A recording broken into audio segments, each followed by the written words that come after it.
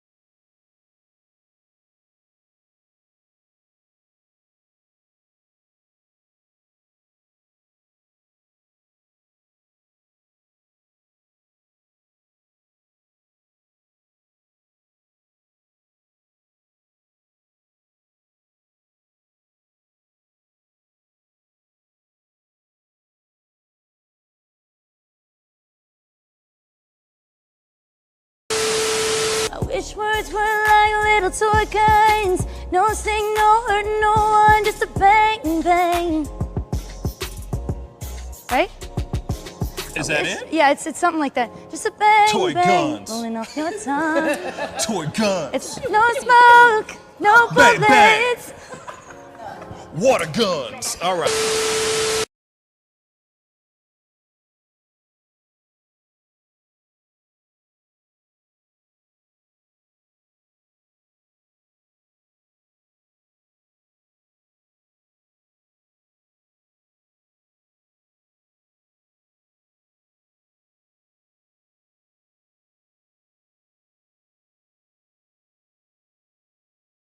To the ceiling and keep them held high, cause St. Louis isn't ready. Forget about it, goodbye. Hold up, we just saying hi. Five somebody, rise up weekdays. Catch us live, somebody, let's go. Good morning, everybody, and welcome to the Pascal Show. Good morning, everybody. Good morning, everybody. Hope you're doing well and enjoying this Thursday. Hope you are thriving and doing something amazing with your day. Keeping it amazing, keeping it classy. You know what I'm saying? I'm happy to be back. Happy to be back up in this piece, man. Let me tell you. Man, oh, man. Woo! Let me say this. What a week. What a week it has been. And I'll explain everything here in a little bit. I promise you that. We will be chopping it up, talking about all that, and, covering where the hell have I been? What the hell have I been doing? You know what I'm saying? We will be talking about that here very, very shortly. But I'm really, really glad to be back in this seat, back in this purple room, this purple ass room. It feels good to be back with the fam, being able to chop it up with all y'all. And there's a lot of things that we need to cover. There's a lot of things we are going to be covering. We are going to be talking about a whole bunch of different things. You see the title, but the thing is there's a lot of other little seeds that we're going to be squeezing into each and every single one of these stories that we have going on today. So there's a lot to cover, very little bit of time to do these things. So we got to jump into these things. And I will explain here in a little bit, where the hell you been, Pascal? I will explain that to you very shortly. I promise you all of that. But please welcome my brother David's in the house. What's good, man? How you doing, brother? Man, I'm doing pretty good here. Hello to everyone in chat. Yeah. Got a lot of work done yesterday since you didn't come around to do a show, but still got a lot more to do today. So We do have some interesting topics to talk about first, though. I think we got some new information people might not have heard about a few of these stories. That is damn right. There's so many things going on right now. There have been so many things that have popped off since I left, since I haven't been on. So we will be talking about a bunch of stuff. Like I said, there's a bunch of things going on that we will be talking about here. You see them all in the title. There's a lot of things. There's a piece that I do want to open up the phone lines. I don't know what to call it, but open up the StreamYard link to get your opinions on in regards to a comment that was made by a news anchor or commentator by the name of Joy Reid. We're going to be talking about that here in a little bit. Like I said, some of these are a few days old. Like I said, because I was on the road doing some work for you guys, all right, to give you guys some real stuff, okay? So, like I said, there's a lot going on. There's a lot of things that we're going to be talking about. I'm going to be covering some things that have happened in the past to give you guys and get you guys up to date in regards, that's revolving around this whole Gabby Petito missing person, or actually homicide case now, because now it has been ruled a homicide. But we also got to talk a little bit about Jelani Day as well, which we will be talking about here later on in the show as well. But like I said, there is going to be a part where I'm going to need your help, your participation, because I want to hear your thoughts on this particular comment that was made by Joy Reid. All right. Do you agree? Do you disagree? We're going to be talking about that very, very soon. We are going to be chopping it up about that for show. Anyway, we got to jump into some things because there's some interesting things that have happened in the past few days, or actually in the past few hours. But before I jump into all that, I want to make sure that you guys all do me that solid. Go hit that like button down below. All right. Hit that like, send those likes all the way up. Okay. Let's start off this show in a great right way. And of course, don't forget, if you're your first time watching this show, please go crush that subscribe button. It would be greatly appreciated. It'd be great to have you a part of the Pascal Show family. Don't forget to hit that join button down below and help support this show. We are working hard out here. Please. You know what I mean? That would be greatly appreciated. Real talk. Okay. So anyway, we got to go into these stories, y'all. All right. Now we know some things that have been going on. We all know the things that have happened as of that the stories that have been revolving around Gabby Petito, right? We all know now that Gabby Petito's body has been identified, or the body that they found in the Grand Tetons area was finally confirmed.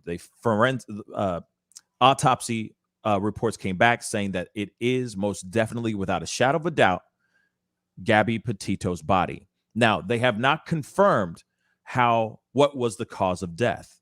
They have not confirmed any of that. We should know, hopefully by today or tomorrow, that information. All right. Now, of course, Brian Laundrie, who has been on a lam, is a person of interest. We all know those pieces. All right. Now, but the thing is that there's been more and more information that has been dropping since last night. For example, there was an interview with Brian Laundrie's neighbors, which I found to be very, very interesting. We're going to take a look at this because here's the thing. It shows and exposes a lot of things, a lot of theories, a lot of thoughts. It confirms a lot of things and adds more to my theory as well. Actually, it adds confirmation to my theory that the Laundries, not only just Brian, but the parents, the Rents, were involved in his disappearance just from this interview alone. Let's take a look at this video. They literally call it Brian Laundrie's neighbors spill the beans. That's what they call it. And like I said, this one is absolutely bonkers. Let's take a look and let's take a listen. Witness. Okay, so William, what did you see gotten a camper, in the driveway? Yeah, well, I was doing some work in the front yard, and I noticed that they got a new camper for the back of the pickup, and I didn't think anything unusual. They got a new camper, so they wanted to put their own touch inside of it. I saw them doing some work. And then when they prepared for their trip, I saw them loading the camper. Now you're talking about Brian and his parents after he returned home. Is that correct? In a different camper? Yes. Okay. The van is his. His father has a pickup truck, which they purchased a in-bed camper. Like an attachment And, camper. So, and then you say yes. that they packed up that camper, Brian and his mom and dad, and they went camping. Do you know that for sure?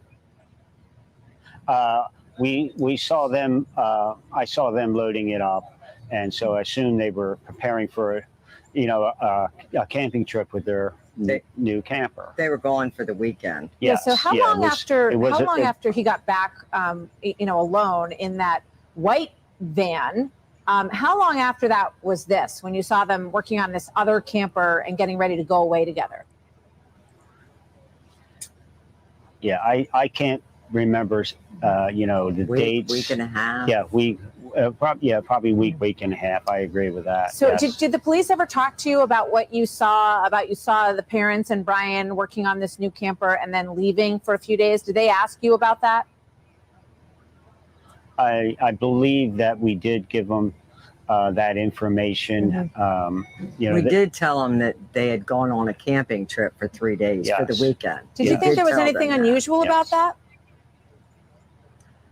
Well, to After me, we knew they were missing, Yeah. after Gabby was missing, when they came to our house on Saturday night a week ago and told us they were working a missing persons case. yeah.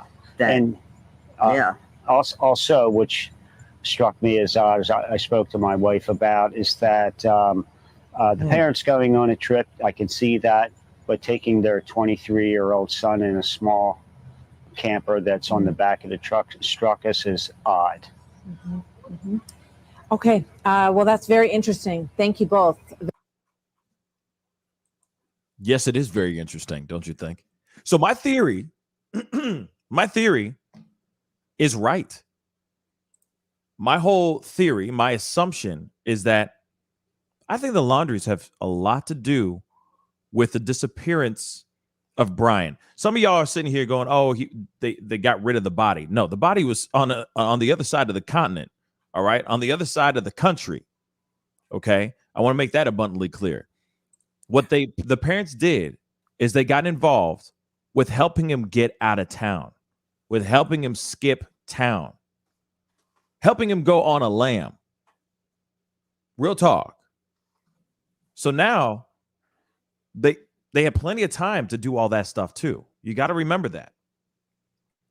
Plenty of time to go and protect their son. Get him out of the state. Or even possibly out of the country, which we are going to get to here in a second. But David, I want to hear your thoughts on this. After hearing this, we hear this from the neighbors, right? And of course, the neighbors, when the neighbors came in and were doing all this stuff, right? When the neighbors came and saw, Brian doing all this stuff, coming back home from his trip and all that stuff, obviously, you know what I mean? They're not sitting there paying no mind to know nothing. They're not thinking about mierda. They're not thinking about muerte. They're not thinking about that kind of stuff. They're just thinking about, hey, is this him back in town, a young son? Don't know how he's bald at 23, but hey, congratulations on being a son. Hi, Brian. Going on their merry little way, right?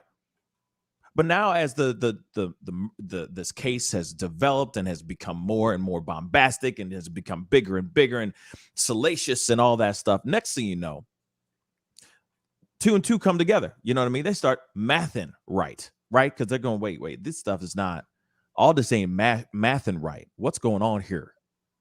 So then, of course, they're going to do their thing. They do their due diligence, looking all this stuff up. Only to find out, oh, damn, he'd been here this entire time. And yeah, I do remember them getting into a camper and going off on a trip for a while. We didn't see him for a couple days. Real talk. So for me, like I said, not with shout out, to the neighbors. Thank you so much for coming out and speaking their side of the story, what they had seen. But this points down a road that proves without a shadow of a doubt, the Laundries, the parents, not just Brian, the Laundries have something to do with his hiding, with him being gone, with him skipping town. David, thoughts? Yeah. So, I mean, this is good information, but the problem is we don't know for sure who stayed at home, if anyone. Though we do have an idea from them when Brian Laundrie left, at least, which is still a pretty big deal, especially since we didn't even know he left on Tuesday until much later. And they had seen the camper. Apparently, it was the one that Petito signed out in her name. According to another article I read, Brian himself was actually paying for the van the whole time. It was in her name for insurance reasons when they signed it out. So they did see that. Of course, they just thought it was Brian's vehicle. They didn't know anything about the who signed it and everything, of course. But I do think they probably helped him. Sounds like they loaded up, or at least helped him load up. They knew where he was going, and they knew he was under investigation without telling anyone ahead of time. So they're definitely trying to hide for him. He may have ran off, but it's also possible he did kill himself, which is one of the things they're looking for in Florida right now.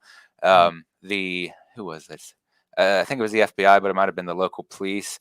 They conscripted a few trawlers, so they're out there right now checking the lakes and the park that he's allegedly went to in case he did kill himself, or if he was killed. It's quite possible he would have sank in the swamp himself, but there's also a lot of alligators in the area that could have just drug him under the water. So even if he did die in the woods, it might take some more time to find him. Now, the reason they found Gabby relatively easy after knowing to look for her is because she was found at a campsite in the woods. It was one of the few ones there. It wasn't a permanent one, which is why it took them a little longer to find it, but they did find it. And so far, the coroner in Wyoming said that she's consistent with a homicide case, basically. So they haven't confirmed the cause of death or anything like that yet, but the Wyoming coroner is suggesting that it was murder. At least he said that it was a homicide. It looks like homicide. Absolutely. But he hasn't finished his autopsy yet. But, he can probably, depending on how she was killed, he could probably tell that relatively easy if there's a clear sign that she was murdered, like, weapon injuries or bullet injuries, of course. Oh, yeah. I mean, and we don't know yet, right? We don't know all of it yet. All we know is that right now, the body is most definitely Gabrielle Petito. We know that without a shadow of a doubt now. Now the family can do what they need to do, which is grieve and do what they need. I mean, of course, I'm sure they're still waiting on being able to retrieve the body so that they can say goodbye, so they can do their proper ceremonial goodbyes, right? Real quick, I want to say a big thank you to DMV Nation for the $10 super chat. Thank you so much. I really do appreciate it. Thank you. Appreciate all the support and love, DMV Nation. Thank you. All right. But here it is, y'all. This is what we know so far. Okay. This is what the neighbors have said. They came out. They said they said what they said. And it's clear to me that the parents should be brought in for questioning even more right now, more than ever. If you got neighbors coming in and saying, hey, we done seen them go on a camping trip a long time ago and came back. Do you think, let me just ask this to everybody and to David, of course, because you're right next to me. Would you think the right idea, actually, let me rephrase this. Wouldn't it be idiotic or actually a dead giveaway for you to go on randomly on a camping trip after your son just up and left the fiance, or up and just killed, allegedly killed this young woman? Do you think that's the best move? Wouldn't that have a whole bunch of red signs? Wouldn't that make you guys be an accomplice? Especially, it's possible they took them somewhere else, because this so the trawlers are taken out there, which basically they just they're boats that scrape the bottom of the water looking for bodies or anything like that. But the other day, I think it was 2 days ago, might have been 3 days now, they did have bloodhounds in there with a scent, and they covered most of the woods. So if I don't really think he probably went there if the bloodhounds found nothing. They did have drones flying around then too, but he was, I don't know, I think that the dogs would have probably found some trail of him if he was actually there when they did the blood scent just a few days ago, because the dogs didn't respond to anything, and the drones didn't show anyone trying to hide from the dogs. Of course, they could have missed it if he was hiding really well, but the dogs themselves wouldn't miss the smell. So I think it's quite possible he went somewhere else. And some people were asking if they hid the body or whatever, but no, the body, from what I can tell, was found. What they're saying was at a campsite, so it's unlikely they moved her from that location. And it would take time for them to go all the way out there, right? To go on that camping trip, because they said, if I remember correctly, or if I heard this correctly, those neighbors said they came back days later. So you're telling me that they went all the way out there, which is about a 48 hour plus drive to get out to that wilderness, to get out into those country streets. All right. Move the body, then drive the asses back to Florida. To me, that's a lot. To me, that's a lot of moving around. And like I said, unless you on monster drinks, mainlining Red Bull, or doing copious amounts of cocaine, I don't see how you can do that in that kind of trip without even having some time to take some rest. Your body will shut down with all that travel. Let me just be straight funky on all that. All right. Real quick. 70-hour drive out and back. How many hours? Sorry. 70 hours to get there and get back. How can anyone do that, man? Okay. That's a whole lot of driving, and that's nonstop. But I wanted to say big thank you to Kelly B for the $5 super chat. Thank you so much, sweetheart. I really do appreciate it. Thank you so much for supporting this show. Thank you. Thank you. Thank you. But like I said, don't make no sense. 70 hours. Like I said, they only went out for a couple days. So they most definitely just drove over to a place that he, quote unquote, likes to hike. Who wants to hike? Who likes to hike through swamp? I mean, never mind. I'm sure David's like, me. But just too many alligators. I don't like it. I've done it, but I don't really like it. The right mind is down to just get up. Oh man, you know what? I feel like hiking through some swamp. I'm sorry. That's not a Folgers in my cup kind of thing. You know what I'm saying? Best part of waking up. It's not that for me. It's not that for me. Okay. So I don't see why anybody else would go, Mom, Dad, let's go hiking today. Specifically in this swamp area. Real quick, I want to see some swampage before I get locked up. I'm just saying. Who wants to do that? Real talk. It doesn't make sense to me. There's this place that he loves to hike. And it's this place that just that's the mom. He just loves to hike in that area. So we just let him drive the Mustang to a hiking area. Listen, come on, y'all. Does it make sense? Does it? Hail to the gnaw. It makes no sense. Clearly, the parents are covering some ish so he can get going. Now, here's the thing. There's been a bunch of other things that have been going on. I like I said, there's a few things that I wanted to show you. John Walsh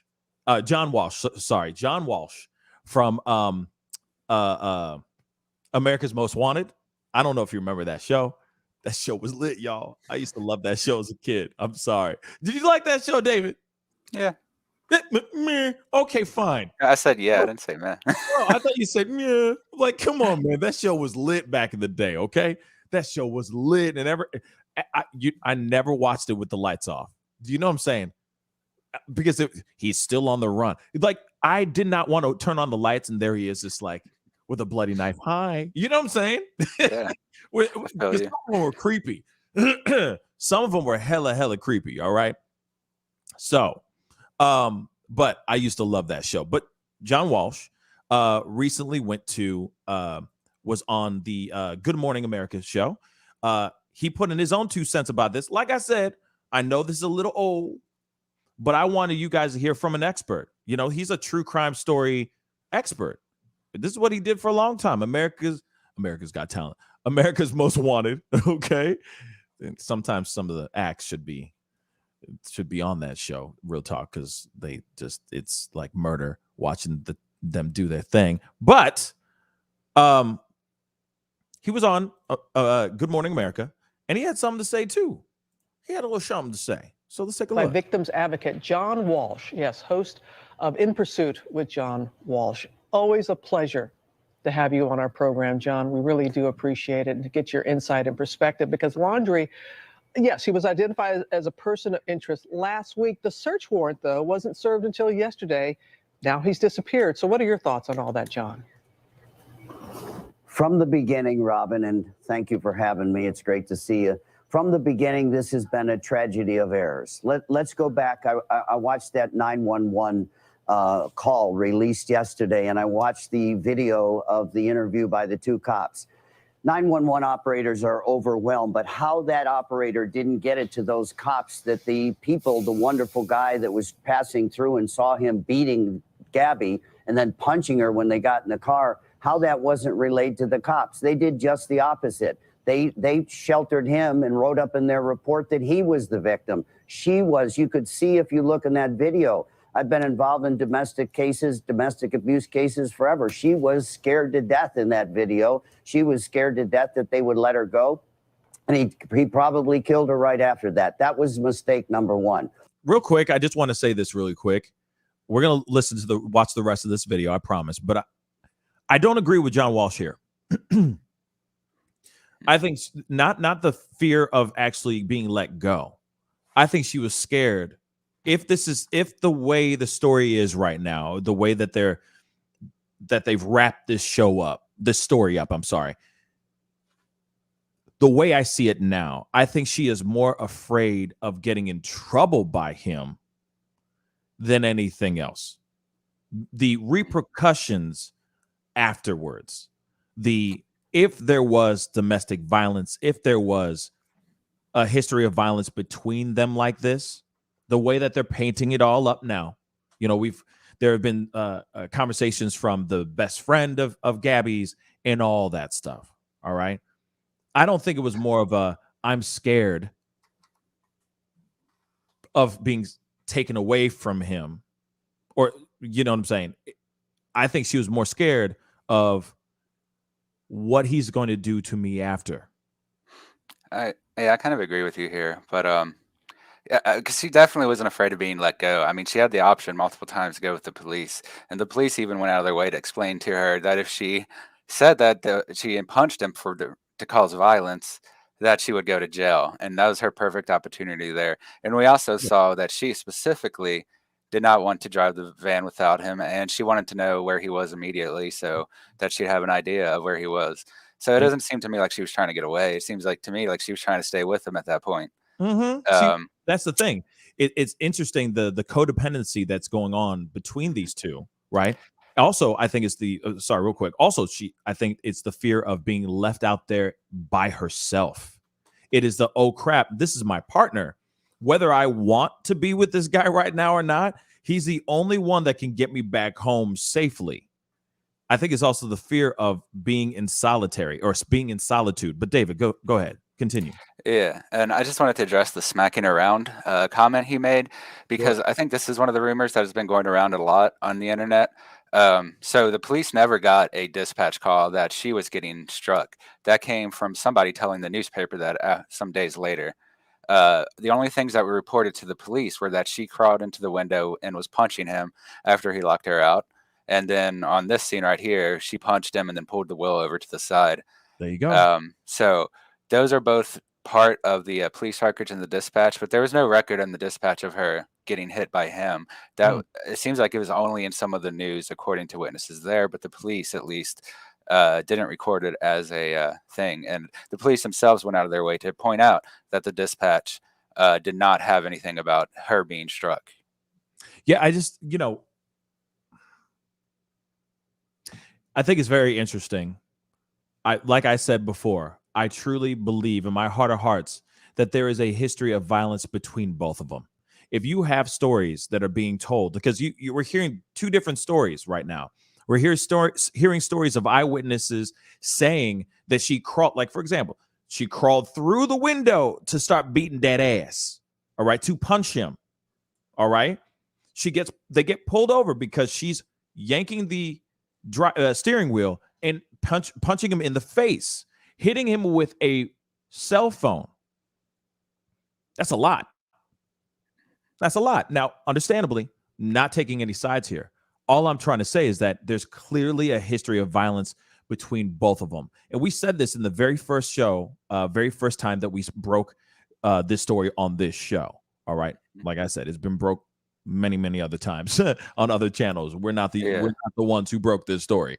But when we broke it here on this channel alone, the first episode we did, we talked about this. And I said, there is clearly a history of violence between these two. There's not one bad guy here. They're both bad guys. They both beat each other up. For what reason, we do not know.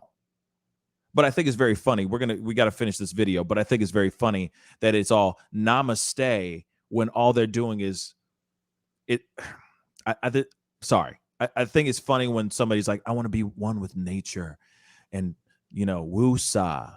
But then you're going in and being extremely violent, extremely volatile to the person that you should never be violent to at all. Let's continue this clip. Mistake number 2, this dirtbag shows up at his parents' home after 4 years on the road with his fiance's van, but she's not in it. They lived in the house, the Dirty Laundrie's house. That's what I'm calling the family, the Dirty Laundries. And he's there for 10 days, and he never mentions where Gabby is and never tells her parents who know that they're engaged and going to get married. And so he's got 10 days to scrub the van. He's got 10 days to throw away anything that's in the house. And then she becomes a missing person. And then he lawyers up to this creep Bertolino, this lawyer. I hope he's had his 15 minutes of Johnny Cochran and O.J. Simpson fame, because he's given these family nothing but bad advice. They lawyered up and they haven't helped the cops one bit. And then on Tuesday, he allegedly takes his car to the swamp to meditate. Why doesn't he go down and help the police and meditate at the police department? So then on Friday, they get a call. Oh, by the way, our son, we thought he was going to hurt himself. He went to the preserve to meditate. We went down to find the car. How the hell did they know where the car was in that 50,000 acre swamp? But we put a note in there, Brian, don't hurt yourself. Come back and we'll help you. So we went. You see, you slipped into that country accent, that southern accent. Bruh, I'm done. Went and retrieved the car, and then they call on Friday. And you know what? They bought him 4 days to run. Facts. He's on the run, but I'm going to profile him on my show on Wednesday night, because I know cops don't like to call, people don't like to call cops. They don't like to call the hotline for the FBI. This guy's going to be on Wednesday night, and I'm praying that America gets together and keeps an eye out for him, and we catch this coward. So there it is, y'all. John Walsh, even himself, is sitting there going, let's look at this logically. And clearly this guy is used to reporting things like this on the daily. All right. He's used to this. And he's looking at this and going, yo, this is full on. This is textbook. Clearly, the Laundries helped their son escape, go into hiding. And like he said, why would you go into swampage to go meditate? Let's think about that logically. I'm sorry. For me, that does not sound like bliss. That does not sound like a serene celestial place to go and meditate and be one and align your chakras or whatever. I'm sorry. It doesn't make sense to me, y'all. And then, like I said, drives out his Mustang, and then they put a letter on his freaking car going, please come back home unharmed, honey. Like, what? That makes no sense. When you already know what the son had done. And you're telling me that that's okay? I'm sorry, but I'd be watching my son like a hawk. Instantly, I'm thinking he is a threat to himself. Instantly, I'm on that take your life watch, because we can't use that word either. I'd be watching him like a hawk, y'all, because that's my son. That's my seed. And he just allegedly, possibly took somebody else's life. Do you understand how much my son would be in lockdown? That man would never leave his room. His room would be a jail cell, a real life jail cell. I'd be like, son, you sitting your ass right here. You're going to play your Xbox or your PlayStation or whatever. You're going to read some books, but none of those lullaby books, not that Chuck Palahniuk books, not American Psycho. All right. Not Hannibal. All right. No Silence of the Lambs up in this piece. You're reading Berenstain Bears up in this piece. You're reading Winnie the Pooh. Okay. You ain't doing nothing but sitting in this room repenting and thinking about the things you've done. Period. I wouldn't sit there and just go, yeah, son, go on and go hiking. Even though you're going to possibly be wanted and a person of interest for the disappearance of your ex-fiance. Doesn't make any bloody sense, y'all. None. Zero. And yet those parents, I feel like they're the dumbest parents in the world. I'm sorry. I'm saying it right out the gate. Stupidest parents in the world. Irresponsible. Churlish. Just ridiculous, y'all. Who does that? What parents do that? I'm sorry. You have a responsibility. The parents had a responsibility, and they dropped the ball. They dropped the ball. Unbelievable, y'all. Unfreaking believable. Now, there's another video that I was trying to find where there was a showing a little bit more confirmation of this disappearance, or actually the fight that was going on in the restaurant. I need a second to find this because, like I said, I was trying to find it this morning. This woman was talking about it, saying that they saw both of them getting kicked out of a restaurant, and saying that he was very disheveled. He was very uncooperative. He was screaming at the host. All that stuff. I mean, it's pretty crazy. And I think it was called like I forgot the name of the restaurant right now. It's like the Piggly something. Piggly something. Like grocery store? No, it wasn't a convenience store. It was a restaurant that they were at. And I forgot the name of the restaurant, but there was a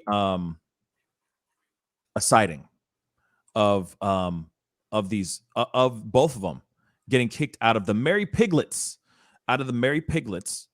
and there's this woman that did a basically like a TikTok video about this, saying she was there, she saw all this go down, and it was just insane. And I think I found it. Let me just grab this really quick. Hopefully the video is in her. Just give me a second. But like I said, when you're out and you're doing all this stuff, there's going to be more and more people that are going to sit there and say, oh, I saw these people, I saw them. Oh my God, I remember they were there during this time, so on and so forth. Like like when you go to a public place, there's going to be a lot of people that are going to sit there and say, oh, I remember seeing this person. I remember I was in the place. There was a huge problem with this, so on and so forth. So I think I got the video here. Yes, I do. This one's a little bit longer, but we got to take a look at this for sure. Because like I said, this sheds a little light on everything that happened inside the restaurant and all that. So let's take a look.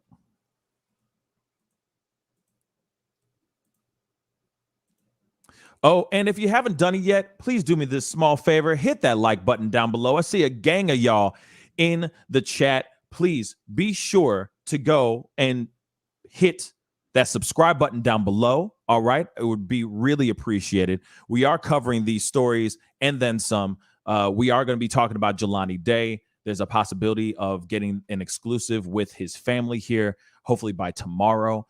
So I will be letting you guys know about that. And like I said, there's a lot going on. And of course, yes, Lady 747, thank you so much for that heads up about Haiti. We will be talking about Haiti as well here very shortly. But let's get into this, y'all. My French, but I'm freaking the fuck out. Matt and I just realized, because I don't know, because I'm a freaking dumbass and I did not put two and two together, that we not only saw, but saw like a blowout of a situation between Gabby Petito and Brian Laundrie in Wyoming when we were there. I'm freaking the fuck out. Yes, we have already talked to authorities. Like, how I did not put two and two together that this happened. Like, I don't know. So I'm following this case.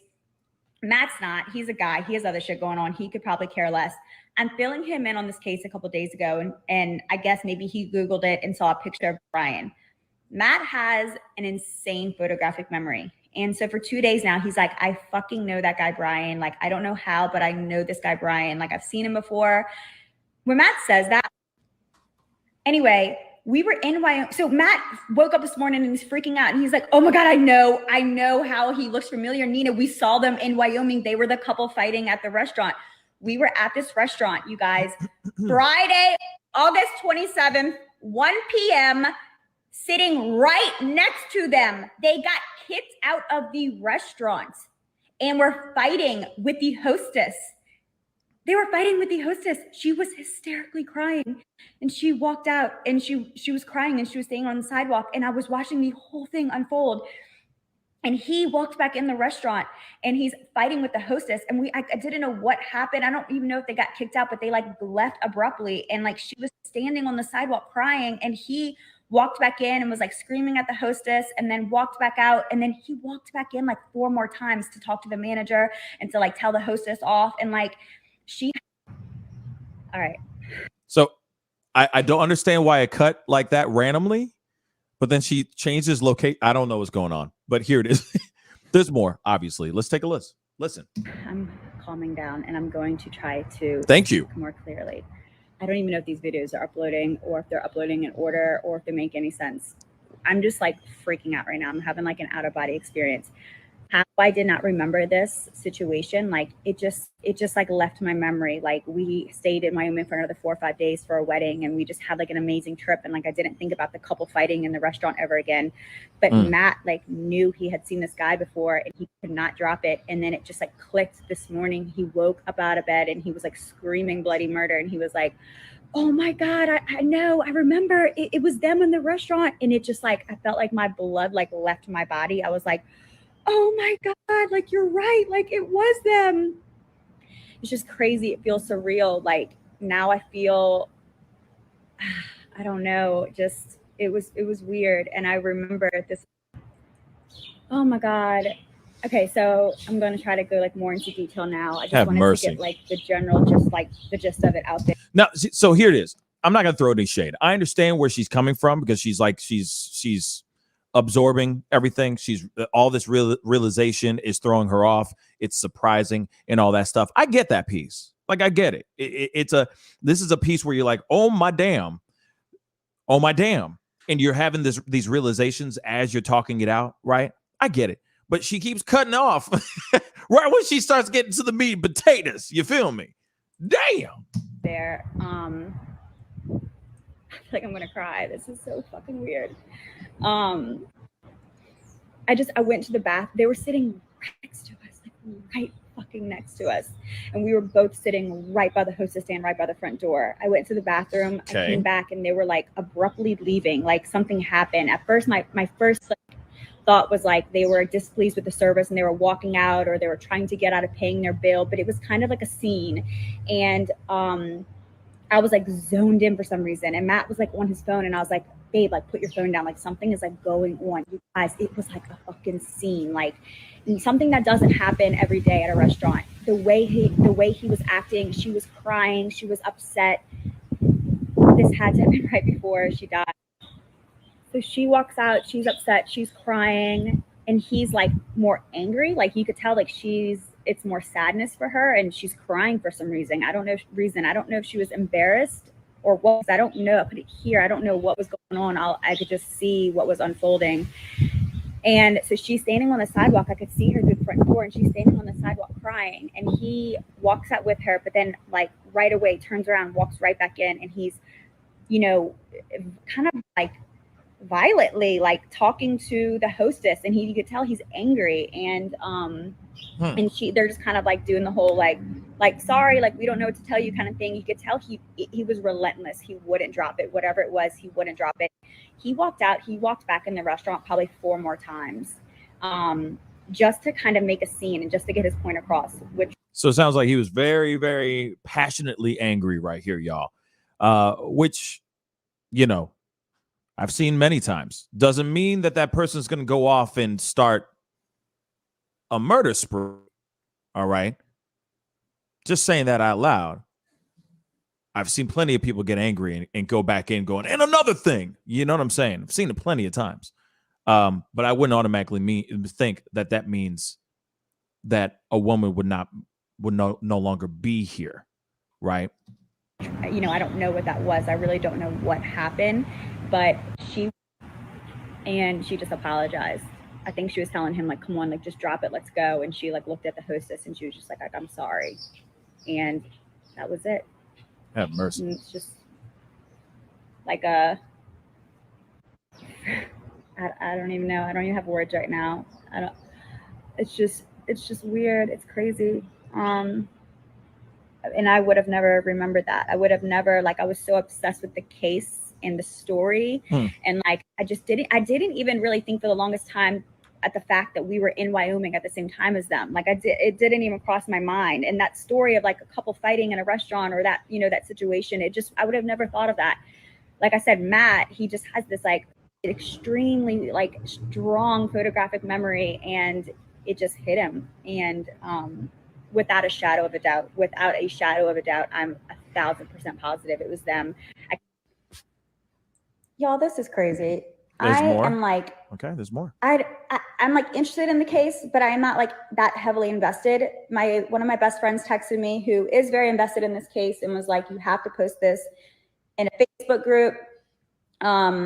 So I think I made the mistake of doing so, because now I am being blown, like I'm being blown up and I'm being torn to shreds. I have no reason to fabricate a story like this.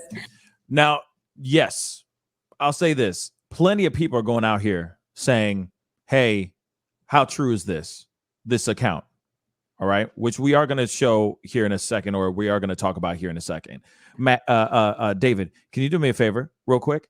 Can you look up the statement from the Mary Piglet? Because they made a statement on their Facebook page basically confirming these things that this woman is saying right now. So before we automatically go, is this real? Is she capping? The Mary Piglet did come out with a statement saying that this did happen inside and outside of their restaurant. Do you mind looking that up for me real quick while I play the rest of this video? We only got a little bit left here. All right? Yeah. Thank you, brother. Could care fucking less. I'm literally just putting the story out there because, one, it's crazy, and two, I just figured it could help in piecing together the timeline of what happened up until today. I don't think that anyone actually stated that they saw them on the 27th. I don't know. Like I said, I'm not that invested in the case. I don't know the exact timeline, but if you think it sounds crazy, like, I agree. It sounds crazy to me too. Like, I'm still in shock. Like, I can't believe that this happened. I can't believe that we not only like saw them, like we didn't just see them walking on the street. Like, we witnessed an incident, like a whole like ordeal. Like it's crazy. And I didn't put this out there for attention or for any other reason, for any other ulterior. I didn't have any motive. Simply just wanted to put this out there because, one, it's crazy, and two, I hope that it helps with maybe adding the timeline together of what happened leading up to her death. Now, I think we get the gist of it. Obviously, we saw a majority of this video.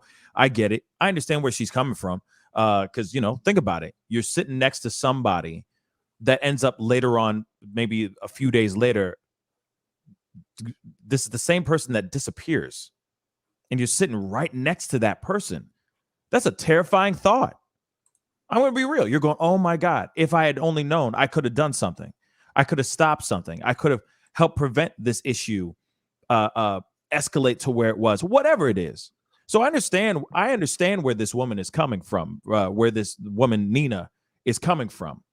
That is a scary thought that you could be right there and something like this.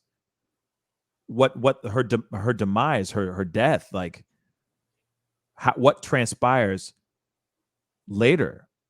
If there was a way that you could have known something, then you could have done something, right? So I get that she's working these things out. And yes, I'm not surprised that everybody and their mama is coming up and being like, man, you for real, you capping, girl. How real is this though? How real, right? But the Mary Piglet did make a statement on their Facebook page. David. All right. 1 second here. You good, homie. Okay, I just threw this at you at the last minute. You know what I mean? I appreciate the brain, David. Thank you, the brain. Let's go. All right. So this is from the Mary Piglet's Mexican Girl. They say, yes, we can confirm Gabby and Brian were in Mary Piglets. We have not deleted any comments or messages on social media. The screenshots you see were direct messages to our account and not public. Because apparently they had screenshots of them. And the story goes on to say, we have already notified the FBI and they are aware. We are letting them do their jobs and we are respecting Gabby's family and have nothing further to comment. And I also have more details from one of the people they were interviewing. This article goes into it a little bit more, but so it says, Angelou said that she and her boyfriend, Matthew England, were in town for a wedding in August. While they were out at Mary's Piglet on August 27th between 1 and 2 p.m., when an agitated Laundrie began an argument with a waitress. 4.5 hours later, a travel blogging couple passed Petito's van at a campsite north of town. One photographer, Angelou, said she could not overhear the conversation, but believed she was arguing with employees about about bills or money. She thought it was about laundry bills, but I guess it was his name. He described her body language as aggressive and said that he left and returned about 4 times. And at one point, Petito came in and apologized, like they said. The manager, however, told the local news agency that they are very busy during the summer and they did not recall the incident. But they do have records of them being there because of the purchase. Local police and sheriff's department have not commented on this yet. Neither has the FBI on this possible incident that happened on the 27th, according to this anyway. But and then the cam came out a little bit later, and she said she was talking to her husband, Angelou, the one you just saw in the video. Goes on to say that her husband said that the couple on TV were the ones that were fighting in the restaurant. And then she said she recognized them as well and agreed with him. And that's at what point they reported it. So the husband said that, let me find the beginning here. So the husband said they looked like Laundrie had been living in a van for a while. And he also told the local news agency, I spent the last 3 or 4 days really racking my brain. And I woke up this morning and went to Facebook. And there was that video with the police in it, police on it right away. And that was the couple. And he says he's 1,000% sure that it was him and her that they saw. Angelou said that it did not appear as if Laundrie was on drugs and said that he wasn't screaming, but he was behaving aggressively with a restaurant staff, a waitress, and a hostess and a manager, all of which were allegedly women. And That is also the last time that a Petito made any contact with friends or family. And this is I believe this is about 5 days after that one video. Mhm. Double check. I mean, like I said, and it's interesting that they said he was speaking aggressively, but he wasn't screaming, that he wasn't yelling. That's some crazy stuff. Like, And the manager that was somebody supposed to be crazy. there. Like, no, you good. I was just gonna say, you imagine somebody coming up to you and talking to you, but you can see that they're enraged, but they talking real calm to you. You know that's crazy. I'm sorry. You know that's crazy. It's like, David, if you do this thing, if you get involved, I'm gonna come on. You know what I'm saying? Like, bruh, I'm not sleeping right that night. You know what I'm saying? Yeah, for sure. That's crazy, bruh. But David, continue, please. All right, so trying to find the date the video was on again. I think that was the 22nd. Do you remember? The video? Yeah. It was the video of that we did, or the video? Them getting pulled over. I think it was on the 25th. I think it was something like that. August 25th, 24th, something like that. Oh, here it is. No, it was August 12th. It looks like. Oh. So their initial totally off. Yeah. So the initial situation at the convenience store happened on the 12th. That's the one where she climbed into the van and was hitting him. That's the report they got for that. Then on August 12th, a little later, they stopped them. And then this report actually came from Mary's Piglet or whatever. And that was a full 6 days after this one, I believe. That's insane. So so that happened on the 27th. So it was actually quite a bit. It was 15 days after they had been pulled over by those police that they spotted her. This was also the last time that anyone allegedly saw her alive. I don't think there was any confirmation, but they're using this witness statement as a confirmation that she was still alive on the 27th. And this was around 1 or 2 p.m. And then this is it does kind of work with the time Brian fled, I think, from the Tetons. Checking that one.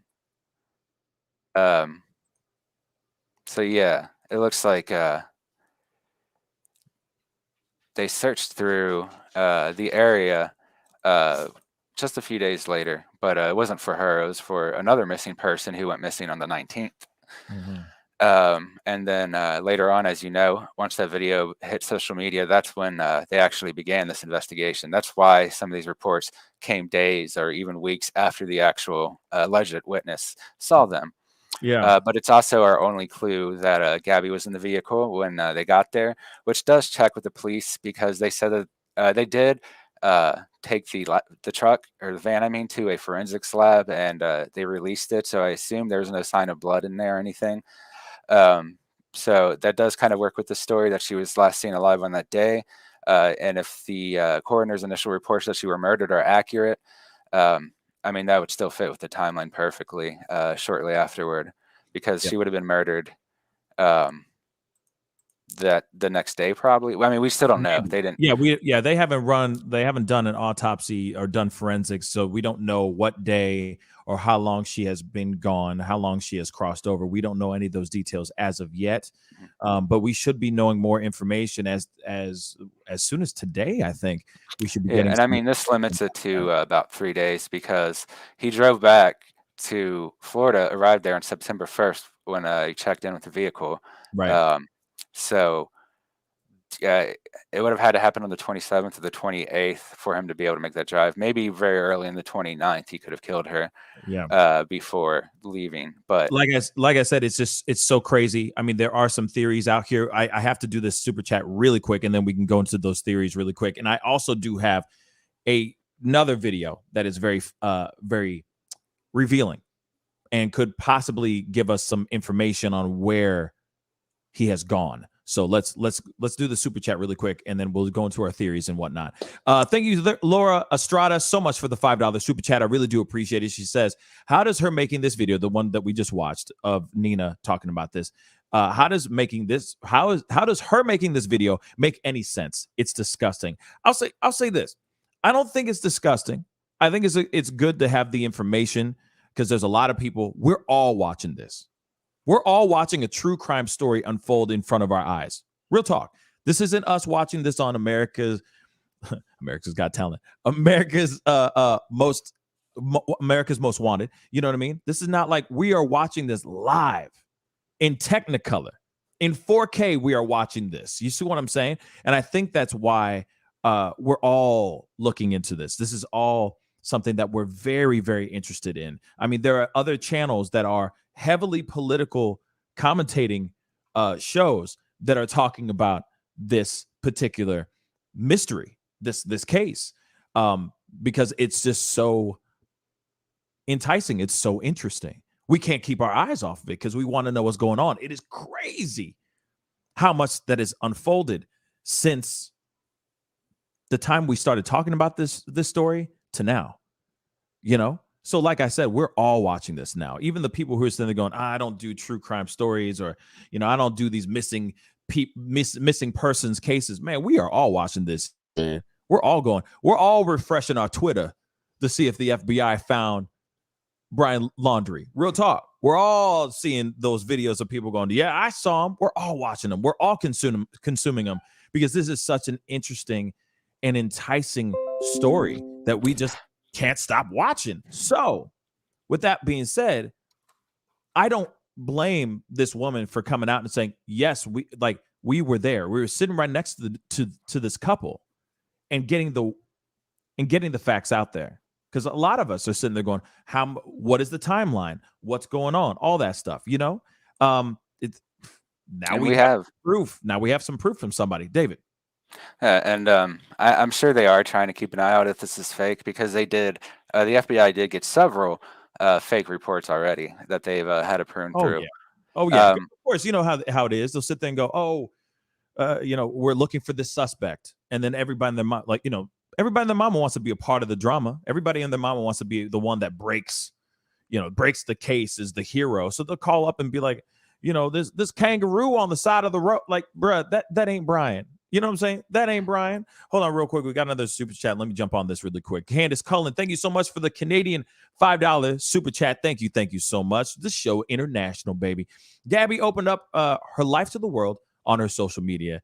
It's truly poetic now that the world is watching and social media helped find her. That's absolutely true. Like I said, and this is exactly what Candace said. I'm going to bounce off of what Candace said because that was beautifully said.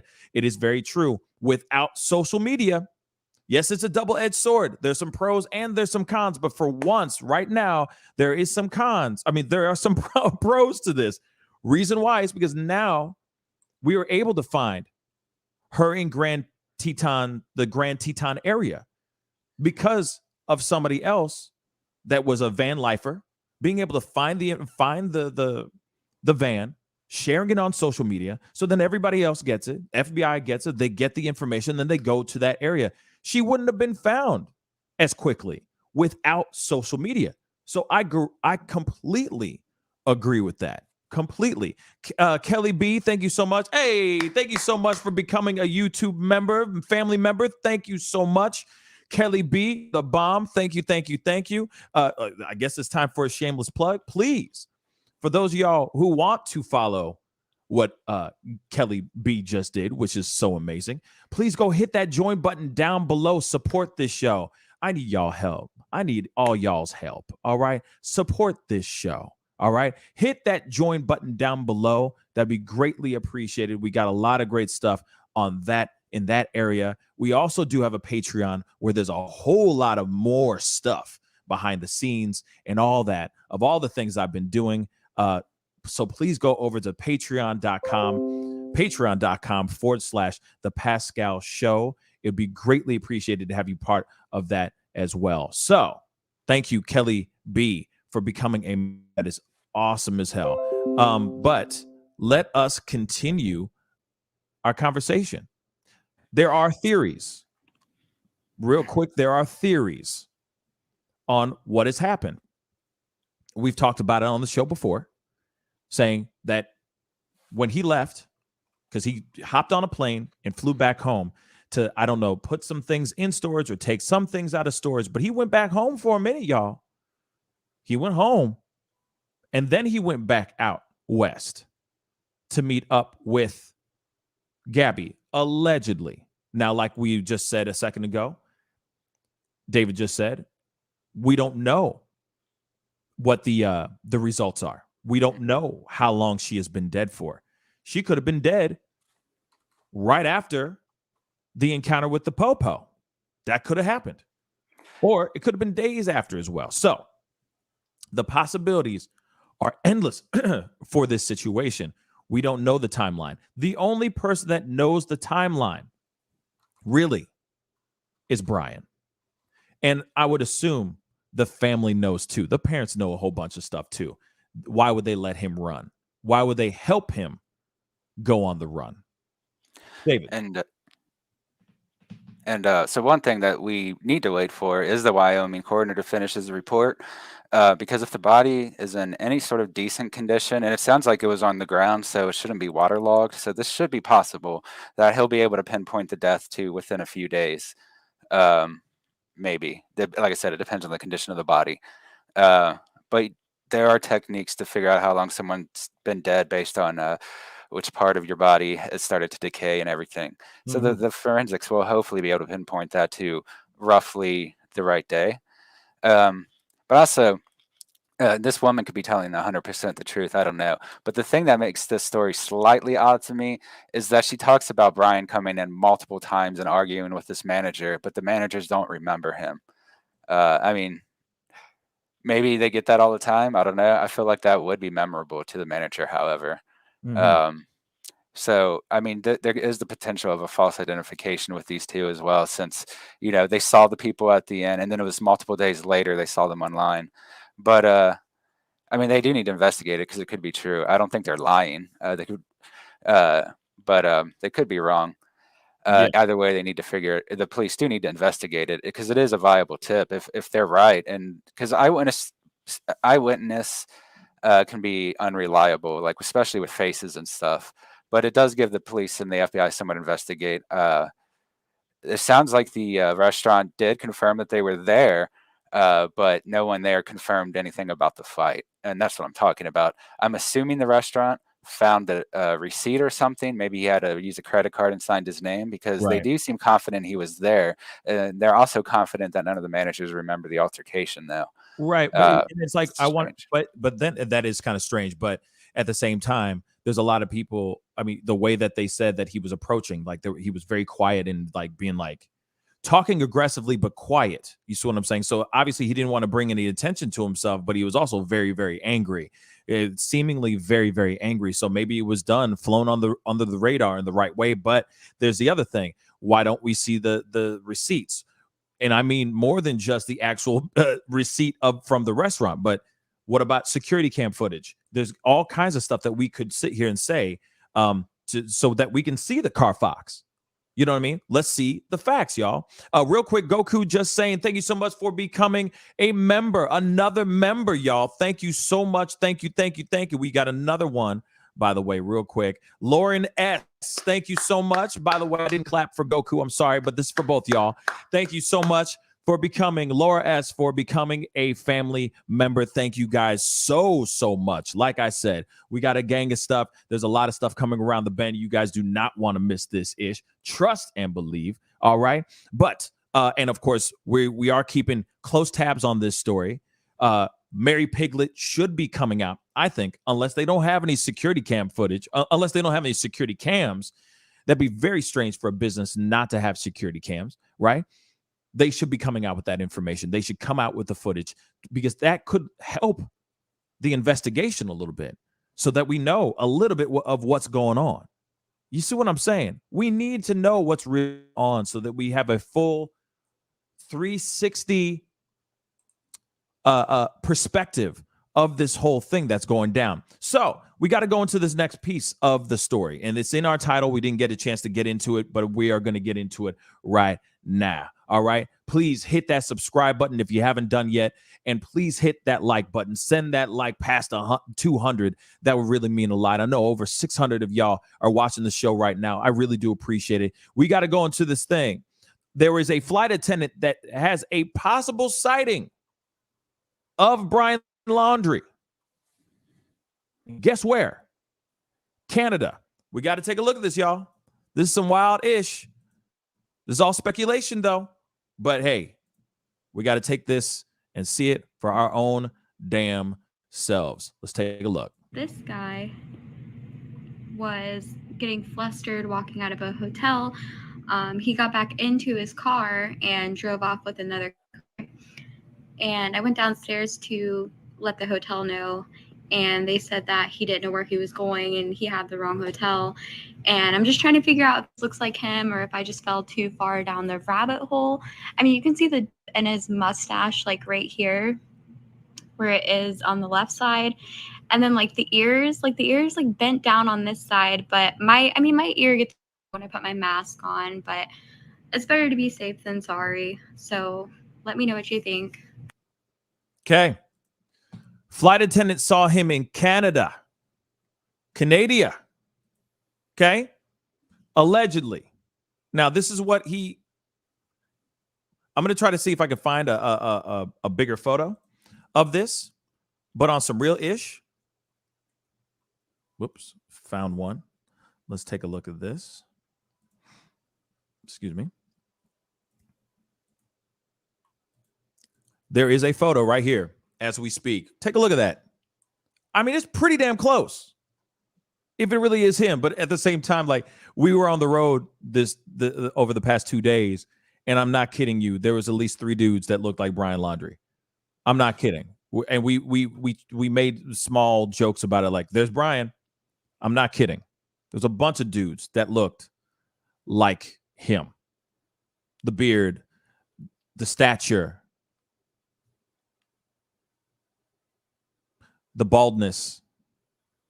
Yeah, for sure. I agree. I mean, unless he has some real telltale physical attributes aside from a bushy Tom Selleck mustache. You know what I'm saying? Like, there's clearly other things that we should be using. If he's got tattoos, if he has a very specific gait in his walk, you know what I mean? Like maybe he leaned with it, rock with it. I don't know. We don't know. He got a little hitch in his step. Something. But so far, I haven't heard any details about this man as far as like physically. We knew about the tattoos on Gabby Petito's body.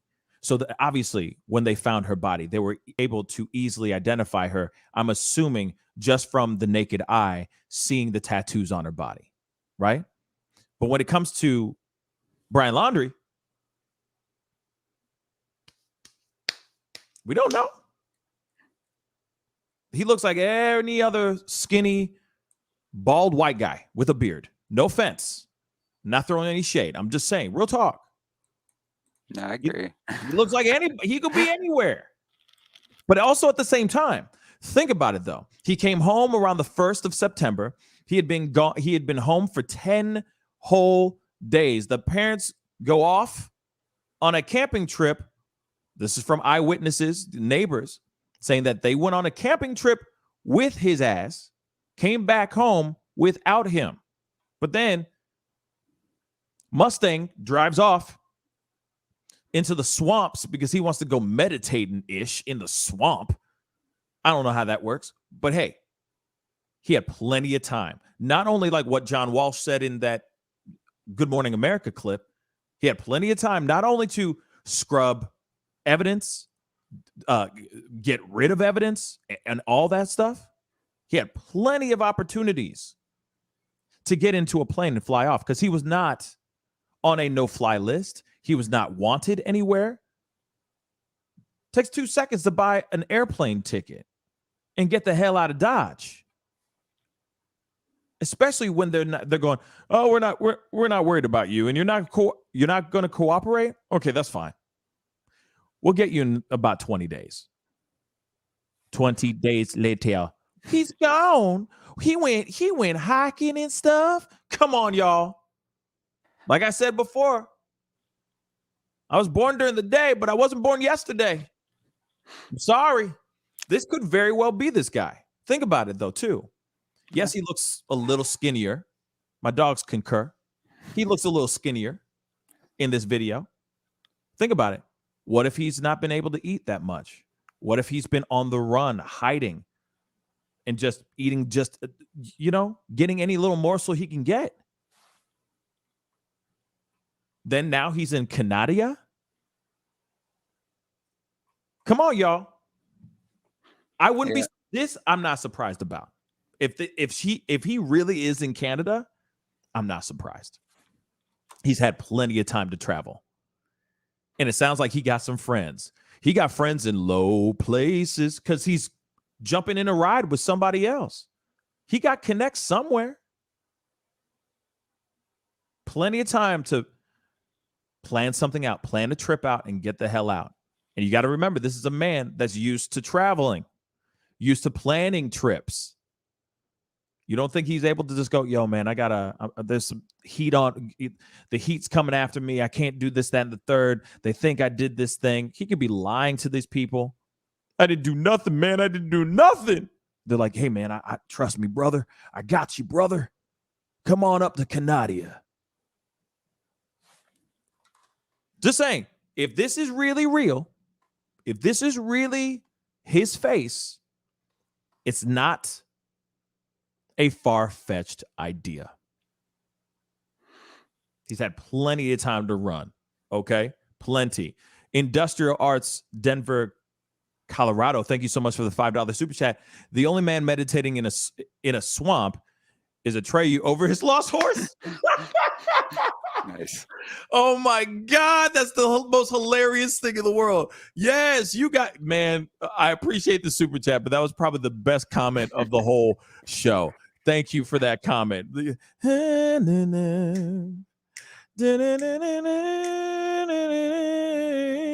don't know the words of the song, but you know what I mean. Yeah. Come on now. The never-ending story. Come on, man. But he gone. He gone. Okay, Lauren S. Yeah. I agree. He gone. All right. He's had plenty of time to do so. Yeah, I mean, the law. Because he was able to go finesse through the law. Okay, go ahead, David. Yeah, I was gonna say that it's kind of hard to tell with this just because of the low resolution of the picture on the right, but it does kind of look like he has a growth on above his lip on the right image, above his left side of his lip. It looks like he might have a mole or some sort of growth. So, I mean, it could be a different guy. It's really hard to tell. Like you said, I mean, this is even true for me. Like, you got a bunch of skinny, white, bald guys with a beard. It's just kind of such a generic look, especially with an unexceptional face like his. I mean, like, he doesn't, nothing outstanding about his image. So, like, he does just kind of blend in, and can be hard to tell him apart from other people. But the one thing I would think is that he wouldn't have fled to Canada, because Canada will extradite to the U.S. Pretty much over anything. I would have thought he would go to Mexico, but at the same time, we don't know what he's thinking. He did just most likely killed Gabby. From everything we've seen, it's almost a certainty, but we still have to wait for the results. But still waiting. We still waiting. Yeah. But either way, like, it could be him. I mean, someone in chat said it, and it's true. I mean, stress can cause you to lose weight, and if he's been on a run for a couple of weeks now, and if he's walking most of the way, he would be losing a lot of weight quite quickly as well. So I'm not sure if this is him. I think it might be a different guy just because of that kind of growth above his lip. If that is, it might just be a trick of the light too. It's just such a low resolution. It's kind of hard to tell. Yep. Like I said, it is very there's so many possibilities. The stress of the travel, the stress of actually taking the life of Gabby Petito, allegedly. There's plenty of things going on here, y'all, that throw up a lot of questions. But as far as traveling, you're probably hiding in a bunch of places, riding in backs of trucks. You're just in hiding the entire time, not getting the proper sleep, proper nutrients in your body. you're always on the run, yeah, you're going to get skinny. And if he's been on the run since the 1st of September, man, shoot, what is the day? Today's the 23rd. There's plenty of opportunity if you don't have enough calories in your system, all right, that you can just lose hella weight with the quickness, okay? Real quick, I wanted to say this too because we got another family member. Hold on, let me grab that.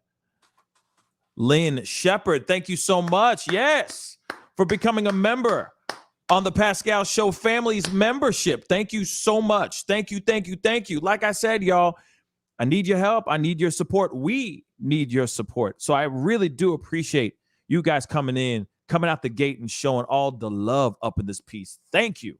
You guys are phenomenal. All right. And send those likes all the way up. I see a gang of y'all in this piece. You know what I mean? There is another piece that I just saw that just broke, but I'm trying to find a clean shot of this. Apparently the parents have been named accessory after the fact in aiding and abetting their son. Well, they say it's time for that, but the parents have recently returned back to their home, and I'm actually trying to find a clean shot of this because obviously this is some crazy stuff. I saw it on another. I just got an alert from another channel, and I don't want to use the channel's video because, you know, out of respect, you feel me? So I'm trying to find it as best as I can right now. So just give me a second, guys.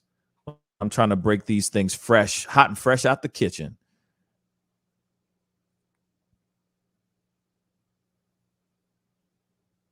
Tag nabbit.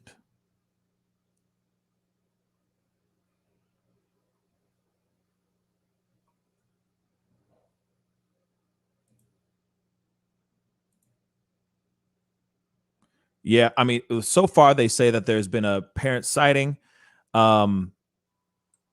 They obviously have now returned back to the house, back to their residence, after, of course, being questioned and all that.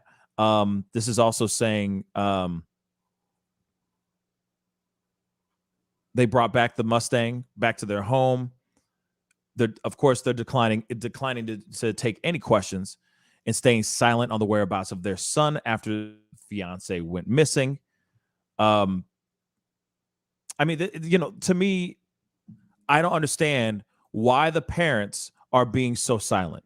That's the piece that does not make any bloody sense to me at all. You go and you know what has happened. You know that this wrong thing has gone down. Your son is involved in this thing, and yet you let your own son skip town because you just want to protect your son. That makes you psychotic. That makes you just as guilty. That makes you as if like you were standing over the body with the smoking gun. You're holding the gun with your son. That's what I'm trying to say here. How dare you do this? How dare you not try to help the Petito family bring justice for their daughter? And if he didn't do anything, but he was there, why are you protecting him? It makes no bloody sense, man. All of this is wrong. All of this. You are his parents. See, like I said, to me, this just does not make any sense at all. I got another clip here, another video I want to show you guys right quick. And then, of course, we're going to go into the Joy Reid piece because that is quite a piece that I would love to get y'all's opinion on as well. Let's get into this, shall we?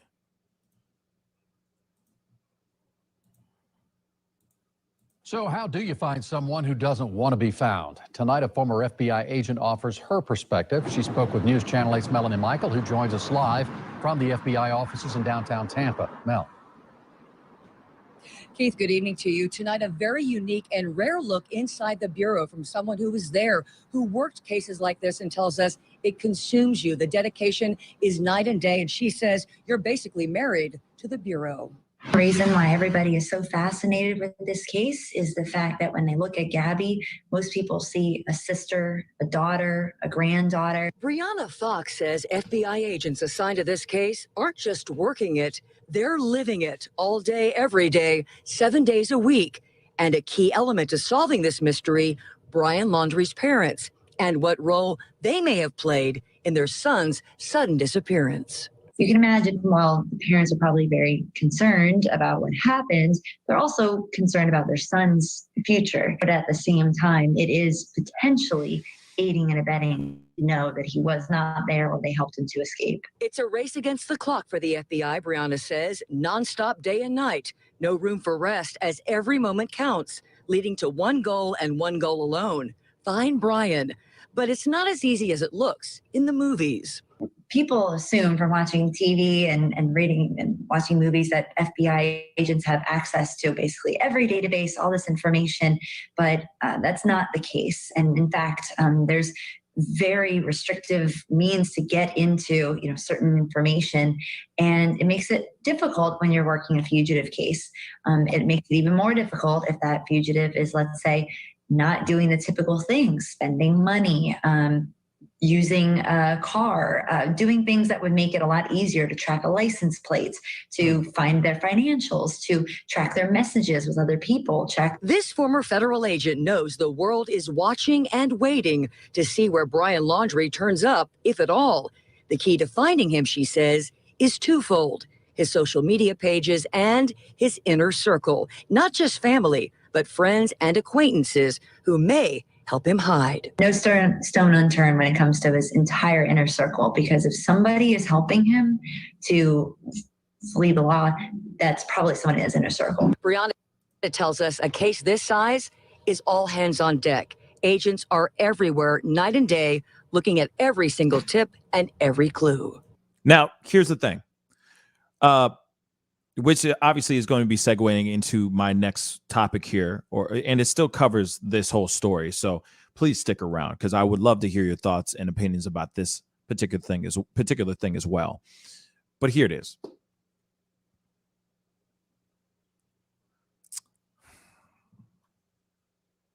The whole world is going crazy over this Gabby Petito situation.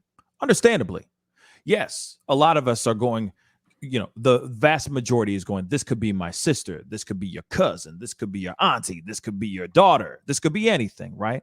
But there are a lot of other people that feel like this is not fully. Some people are going, hey, wait a second. No, I don't agree with this at all. This is not making me think or feel anything. This is making me think of how interesting it is that the whole world is stopping and obsessing over this situation. But my sisters don't look like her. My aunties don't look like her, so on and so forth, right? So much that Joy Reid had something to say about this, and this caused quite a stir. So we're going to play the video because we need to see it for ourselves. So hopefully this will open up a good discussion. So let's rock and roll, baby. But the way this story has captivated the nation has many wondering, why not the same media attention when people of color go missing?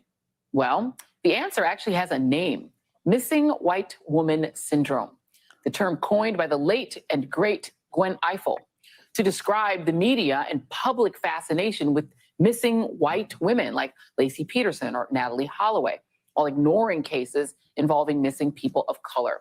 Joining me now is Derica Wilson, co-founder and CEO of the Black and Missing Foundation, and Lynette Gray Bull, founder of Not Our Native Daughters, an organization created for the awareness of the missing, exploited, and murdered Indigenous women and children. Thank you both for being here.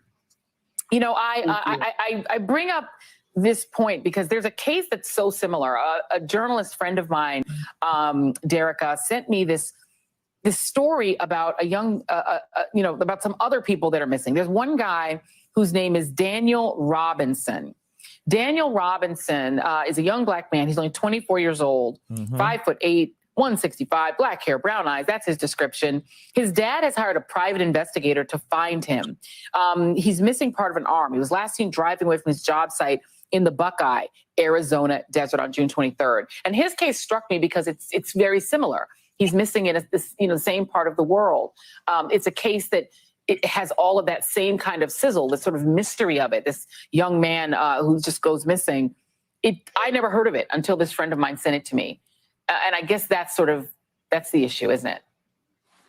It is definitely the issue. And we have been sounding the alarm for nearly 14 years because of this. When it comes to missing persons of color, men, women, and children, our cases are not taken seriously. And no one is looking for us if we were to go missing.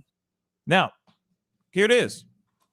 I've talked about this, and it's interesting that this became a subject on Joy Reid's show. Now, I don't know where you guys sit on if you like Joy Reid or not, but I do see what she's talking about. I mentioned it on the last show that I did covering this Gabby Petito situation.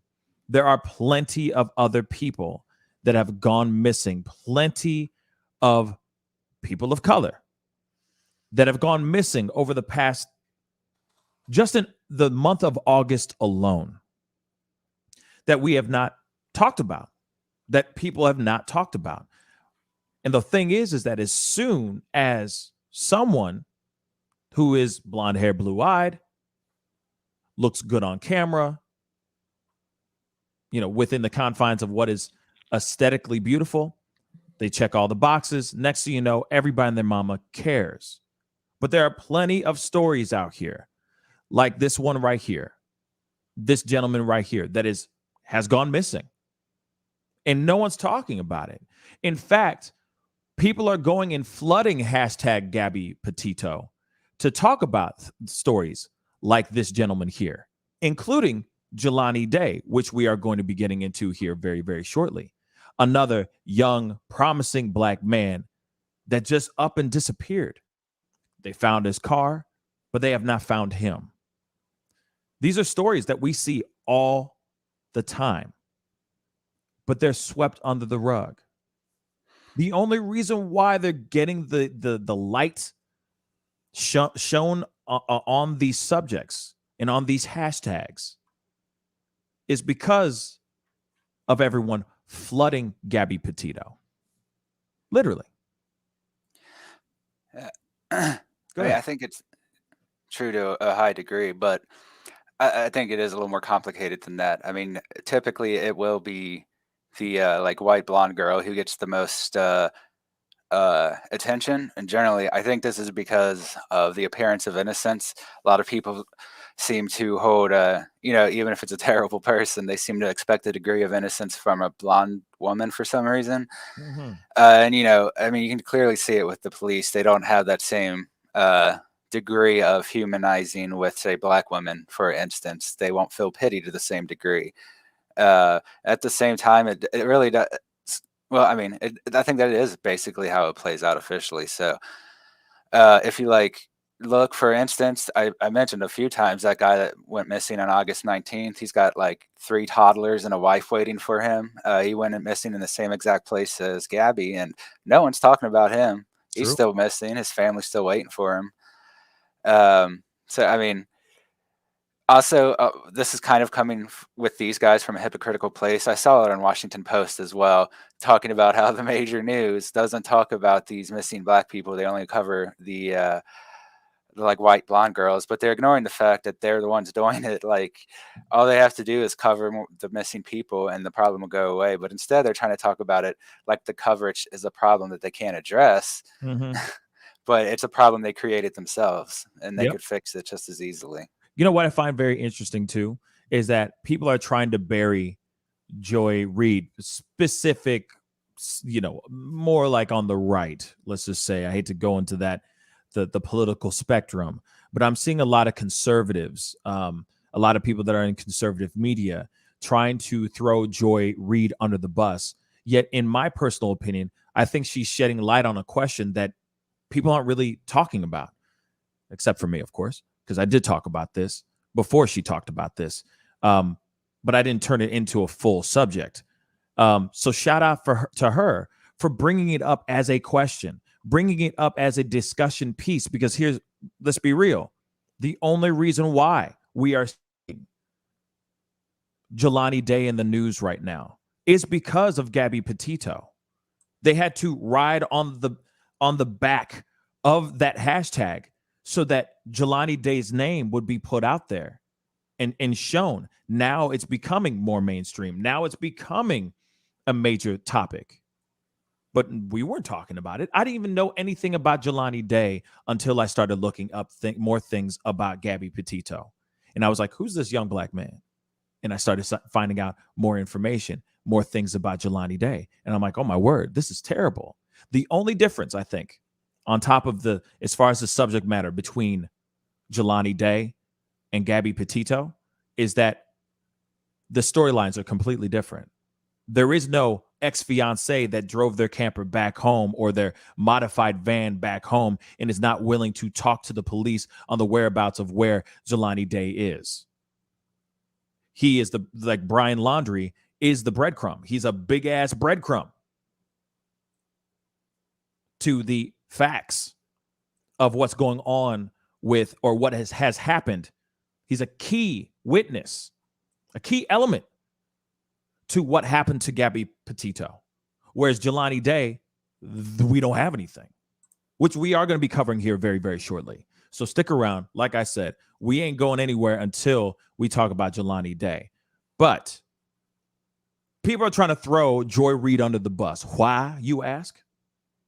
Because of what? Because she posed a question that makes a lot of sense, that a lot of other commentators are talking about. Like, hey, I get it. The world really wants to care about what's going on with Gabby Petito. But there's so many other people. There's an Asian American woman that has gone missing, that has just been thrown under the radar as well. It's like, hey, guys, there are other missing people out here that we don't know anything about that should see the light of day as well. So real quick, I just wanted to throw this up. Suffragium?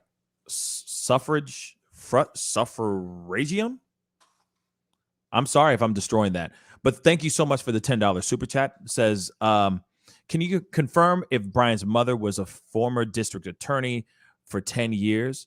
That's number one. Number two, missing brothers still missing Orrin and Orson West under very suspicious circumstances. Now, Orrin and Orrin West, that case, that missing persons case, I've never heard of it, just to be completely honest. But thank you so much. You know, like I said, I'm going to write that one down so I don't forget real quick. Two ends, right? And Orson West. I'll take a look at that because that's something I don't know about at all. All right. But thank you so much for the $10 super chat. I don't know if she was a former district attorney, but I'm going to throw it over to Brain. Brain? I'm looking for it right now, but Okay. I don't see anything yet. Just give me a few more minutes. No, you're good. You're good.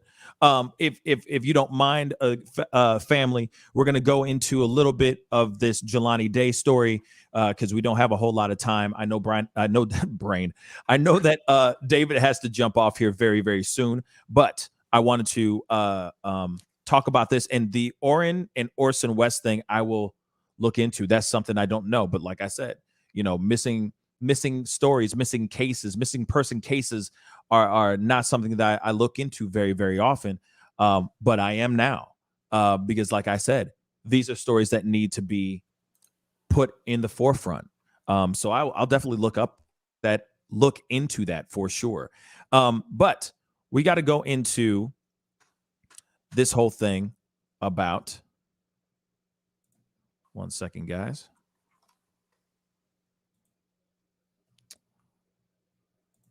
About Jelani Day, because this is also a story that is very strange.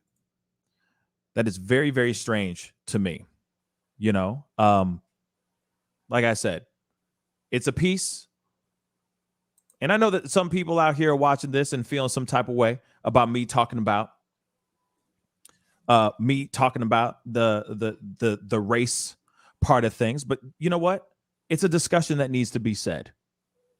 Whether you like it or not, it is a conversation that needs to be said. I understand that Gabby Petito's story is much more salacious, much more bombastic, much more dramatic, and we're watching this whole thing unfold in real time. But at the same time, there are other people that are missing that need to be acknowledged, at least acknowledged. Okay, so let us go into this piece real quick. But go ahead, David. You were going to say. Yeah. You got it So for us? I'm looking at her biography that they Come had on. some gathered, and doesn't mention. What's up? Go ahead. Go on with it. Go ahead. I was gonna. It doesn't mention she was working for the government. She was working for juicer services for a while. She was making $30,000 a year in 2018, so she definitely wasn't working as a district attorney with that income. And it looks like that's it. She was just office staff for most of her life. She's making the most she's ever made now, and that is just as a office staff worker. It doesn't say specifically where she works now, but it does probably for the Suffolk County itself. But she is not a district attorney. But she may be working for the district attorney's office. She herself has always just had I guess, like, it looks like just lower scale jobs, secretary type work and everything. Gotcha. So she did not work for the district attorney. Correct. There we go. And that has been debunked, y'all. So there you go, live on the show right now. So she has no connections to that at all. There has been, I heard some speculations like, you know, the some with law enforcement and all that stuff as well. But yeah, there's no connection to the district attorney. But let's get into this whole thing. We got to talk about Jelani Day. So here we go. Internet sleuths are now sharing the theories and info about possible sightings and other tips. Petito's disappearance, the catalyst for discussion about other cases. 25-year-old Jelani Day has been missing for 5 weeks. His mother questioning if race has something to do with the lack of media attention. I shouldn't have to beg. I shouldn't have to plead. I shouldn't have to feel that there is a racial disparity. I shouldn't have to feel any of that. I want these people that have these resources to realize this could happen to them. According to FBI statistics from December, the agency is actively investigating 89,000 missing person cases, 45% of those cases, people of color. Now, of course, there's a lot of people out here that are missing. Let's keep it straight funky. And of course, right now, we live in a time where a lot of us we only get drawn towards the things that are trending hard in the social medias. Right now is Gabby Petito. Why? Like I said before, there is a full-on live breakdown that we're seeing daily, hourly sometimes. I understand that piece. But we can't not forget about the many other people that have gone missing. And a lot of them are people of color that have just gone missing. We got another clip I want to show you guys. Shows a little bit more about this case. My son has been missing since August 24th. I didn't speak to my son one day and I reported him missing. A mother is begging for answers nearly a month after her son went missing. Jelani Day's story is being shared widely on social media with the hopes that someone knows something that can help find the ISU student. Tia Ewing joins us from Studio 32 with more from Day's mother. Well, Jelani Day's car was found, and so were the clothes he was wearing the last time he was seen, but almost a month later and still no signs of the Illinois State University student. They hadn't spoken to Gabby in 2 weeks, in over 2 weeks. When they reported her missing, they found her within 3 days. Carmen Bolden Day says she never went a day without speaking to her son, Jelani. The 25-year-old is on the path to being a doctor, a grad student at ISU. He's been missing 28 days. The treatment that they're giving to this young white girl is not being the same treatment that they're giving to my young black son. And I'm angry about it, and I want that same treatment for my son. Carmen is talking about this, an all-out manhunt to find Gabby Petito. Sadly, this story has a tragic end, as Petito's body has been identified. There's a disparity there. I understand the circumstances are different.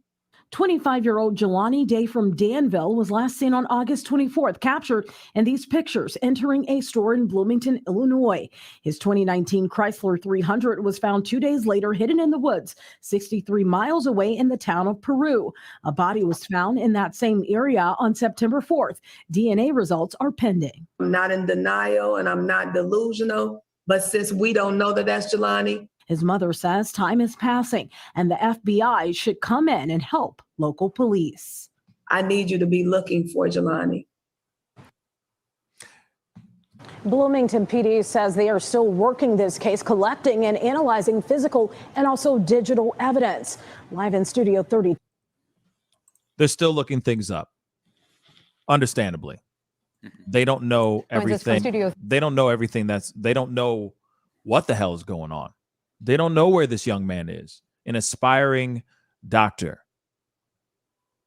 a young man that is obviously has his head on straight, had dreams and aspirations of doing something really amazing and positive with his life. And now he is no longer here, or now he is missing.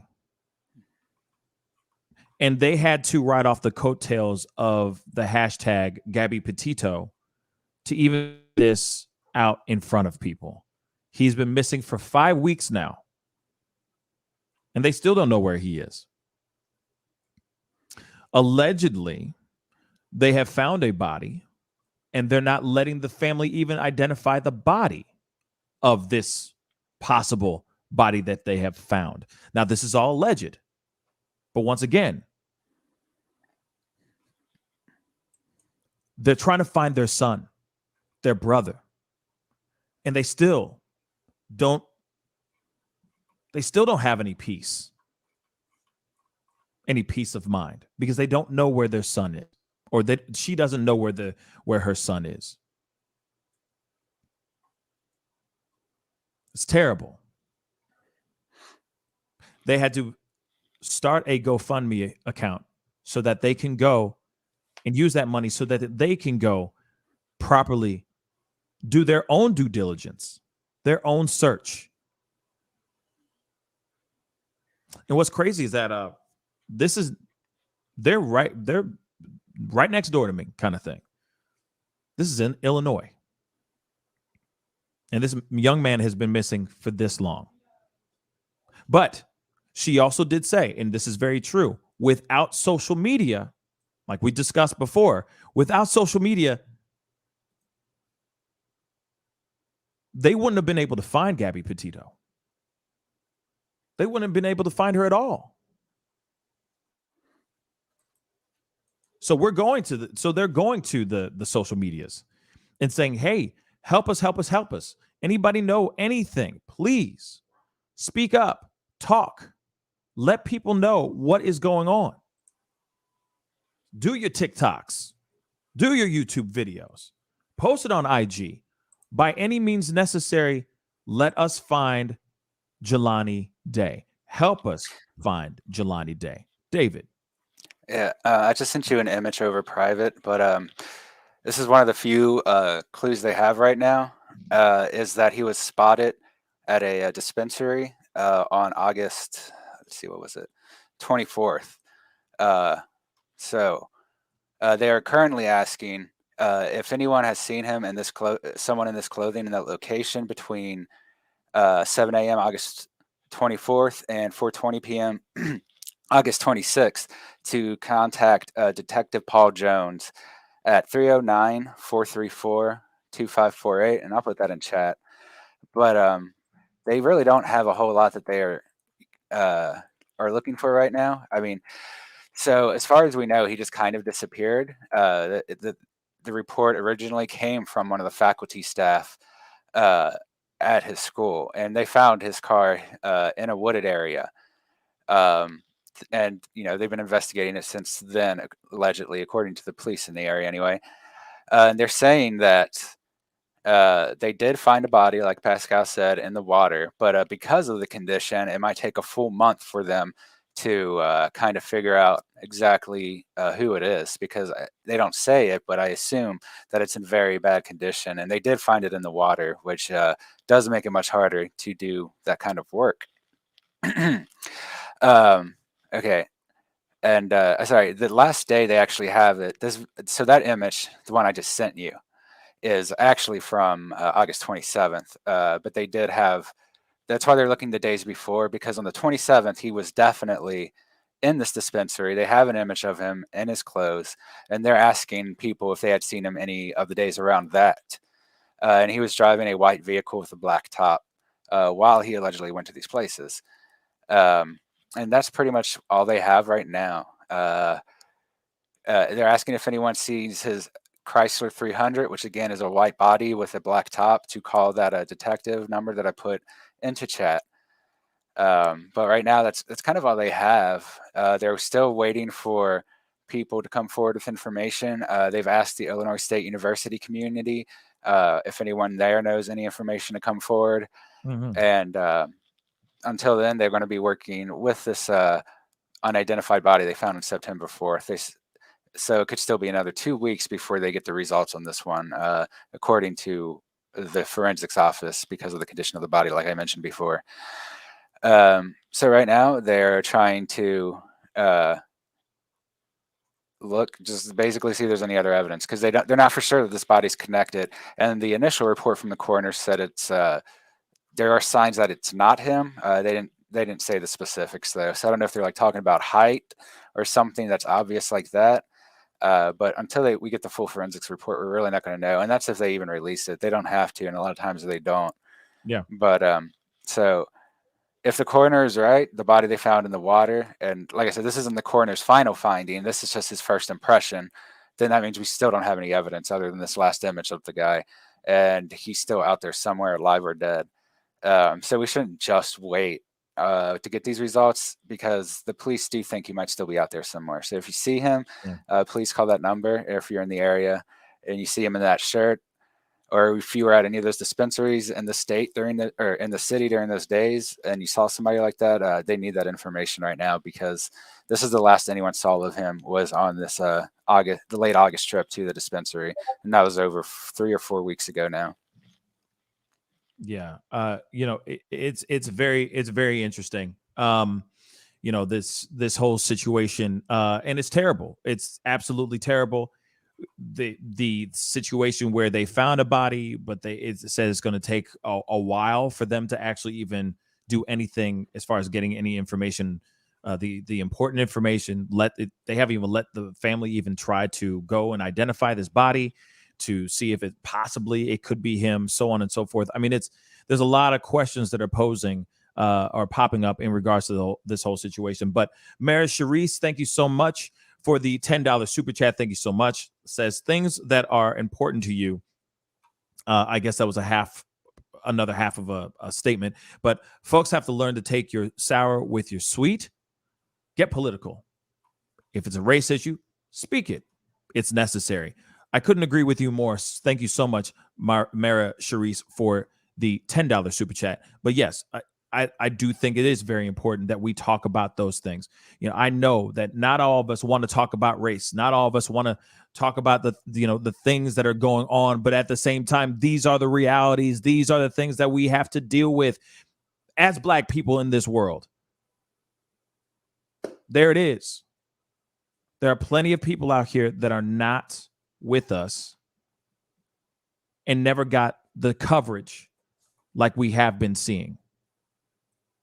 It's interesting. If this young Black man, if this young, aspiring, intelligent Black man was killed by the hands of the police, this would be all over the internet. Everybody and their mama would be talking about this. But given the fact that this young, intelligent, aspiring black man has just gone missing, they have to go and hijack another hashtag for it to happen. It's ridiculous, y'all. It's absolutely ridiculous. But I digress. I am going to open up the video chat line real quick because I'd love to hear your thoughts on all the things that we have talked about. All right. So let me pin that to the. I got to be jumping off here too. I know, David. Thank you so much for being on. And I'll be talking to you soon. All right, brother. Okay. Yeah. Take care. See you later. Peace. Peace. Now, the thing is that there's a lot that's going on, obviously. A whole lot that's going on. We don't have to sit here and go, oh, we don't have to talk about anything as far as the, get crazy over here. But I'd love to hear your thoughts on this topic, where you stand on these conversations that we're having today, or that we've had today. So the link is up above.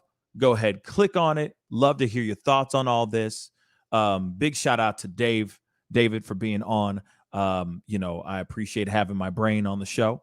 You know what I mean? He's always kicking ass and taking names. But I digress. Again, let's talk. Let's get a conversation moving. So the link is up above. Click on it. Love to hear your thoughts on this stuff. Do you agree with Joy Reid? Do you not agree with Joy Reid? What are your thoughts? What are your thoughts on all this? Like I said, I mean, the story of Gabby Petito still is unfolding, still getting bigger and bigger, still getting more and more complicated, because we are hearing different stories from all different types of people. And it's getting wild. It's getting absolutely wild. Now they're saying there was a sighting of this guy in Canada. It could very well be him. It could very well not be him.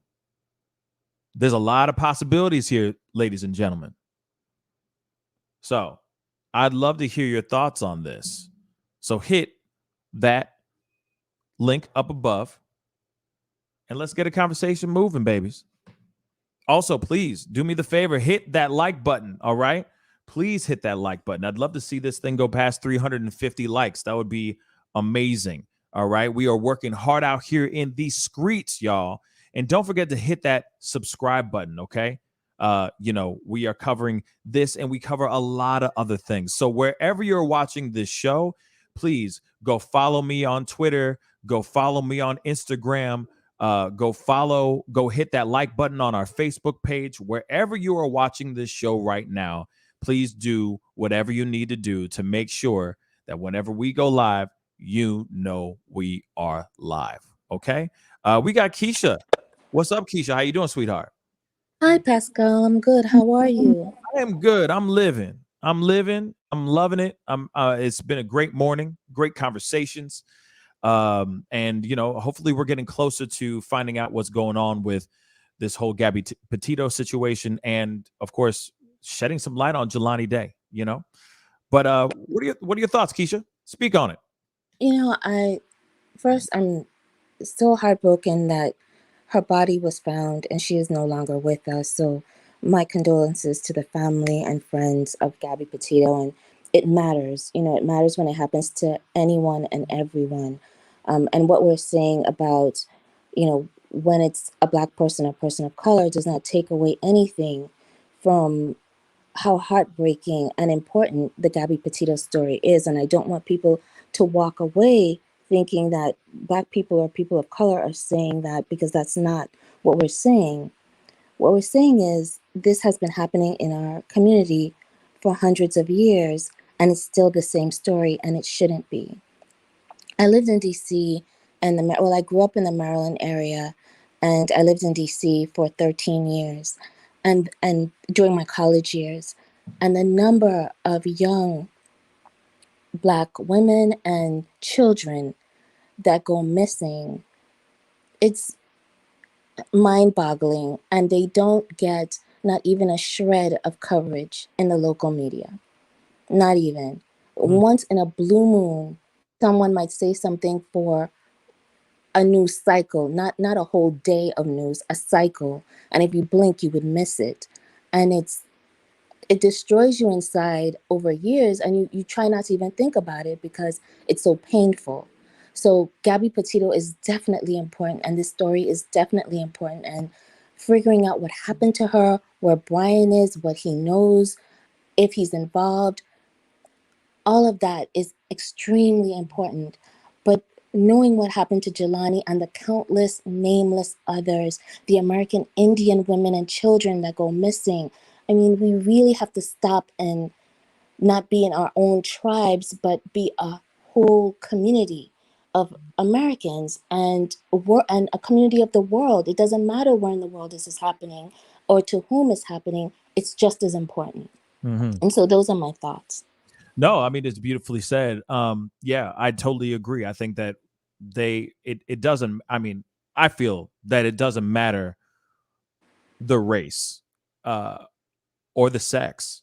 Right. What matters is the person, and all these people that have gone missing should be looked into. I feel like the only reason why, I think one of the main reasons why that this Gabby Petito story is so has been thrust into the zeitgeist recently is because it is a salacious title. Yeah. It is so controversial and so scandalous. And of course, we all love scandal, right? Yeah. We Yeah. all eat it up. Shoot, I do a show that this show is sometimes based on scandal, right? Yeah. Or we cover some scandalous things. And I think that not sitting here saying that there's the attention should not be as great, but because let's just say Jelani Day's story isn't as scandalous, it's not being put out there like that until just now. But it wasn't being put out there because we're not seeing a possible murderer running around in hiding live every day, every hour, going, where is he? Where did he go? Where's Brian Laundrie? Yeah. And I think if that situation was different, maybe it would be as thrust out here into the public eye. But that's what's so messed up about this whole situation, right? And the point that really got me that you were making is that whatever the circumstances are, we don't know with these people of color because they're not looking into it and telling us. And I'm not saying they're not looking into it at all. I'm saying they're not sharing it with us. Right. We're completely in the dark. We have no idea how much they're looking into it, if at all. It just becomes painful and painfully obvious that in your mind, you feel like, obviously, I don't matter. And if I'm saying this over and over and over again for decades and centuries, and you know this, if it mattered, you would do something about it. You would handle it differently. Absolutely. I think that, and you're just spitting out facts. And that's what's so strange. Or that's what's so true about this whole situation. And I mean, I feel like, if only, like I said, if the story of Gabby Petito was not as big, or like not as, what's the word? Attention grabbing, it'd be out there, but I don't know if it would be out there like this, where people are surrounding the home and paparazzi and news media is just, swarming the feeding frenzy. Exactly. A feed frenzy, if you will. Holmes 2C said, Pascal, I believe Brian was already where he needed to be safe the day that his parents reported him missing. Why would a concerned parent wait so long? And that's absolutely true too. There's a lot of questions keep popping up. There's so many questions that pop up when it comes to this this situation of why were the parents suddenly going, oh yeah, he's been gone since Tuesday. Right. Say what? So they just waited now to let them know when FBI came hot out the gate, hot and fresh out the kitchen, pulling up onto their lawn. Then they go, oh, darn, you just missed him. He left Tuesday. We ain't seen him since Tuesday. You're telling me that, like I said, they should be burying those parents with all kinds of charges. Okay? They should be catching all kinds of cases, y'all. When it comes to the Laundrie parents, the Laundries, I'll call them the dirty Laundries too. The dirty Laundries, they should be buried with cases. Putting cases on every single one of them. Real talk. That's what should be happening. But, that seems like everything's they're just dragging their feet to put charges and throw some cases on the parents because they most definitely were aiding and abetting without a shadow of a doubt. And I guarantee you the son was gone by the 5th of September. Real talk. He was probably on a plane 4 days after he got home. 4 days after he blazed down those 60, 70 some odd hours back to his hometown. Probably had a few days to just recoup for a second and plan. Packed all his ish up, whatever he could get, into a backpack and left. He was on a plane, I guarantee you, in seconds. And yet the parents are sitting there going,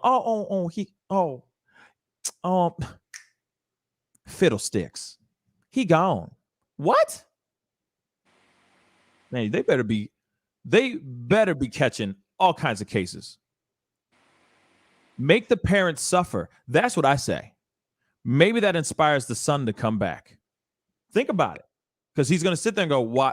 My parents are catching a rap for nothing. My parents, they brought me into this world. My mama. You know what I'm saying? Maybe that'll inspire him to come out. That's what I think. Bury the parents. Go after the people he loves with all kinds of cases, with all kinds of lawsuits. Now, when it comes to the Jelani Day situation, we don't know everything yet. There's still information that I guarantee you there is information out there that some people do know about, but we don't know it yet. And I'm in hopes that us talking about this, bringing this up, my little old channel, and there's other channels that are starting to talk about it as well. I'm hoping that this will shed some light and inspire some people, motivate some people to go back into the recesses of their minds and think about, okay, was I in this area? Was the guy there that was he wearing that outfit? Was he not? He looks a lot like the guy, whatever, because that's exactly what they did for Gabby Petito. So I'm hoping that they can do the same thing for Jelani as well. Keisha, thank you so much for being on. I really do appreciate it, sweetheart. Thanks, Pascal. Talk to you soon. Bye. So guys, that is the show. That is the show today. I want to say a big thank you to everybody who came on. Okay. I really do appreciate it. You guys are all amazing. Okay. If you haven't done it yet, and I know I ask a lot from y'all. But here it is. I just got back in the town. It has been a crazy couple days, an amazing couple days, but it's been crazy at the same damn time. Okay.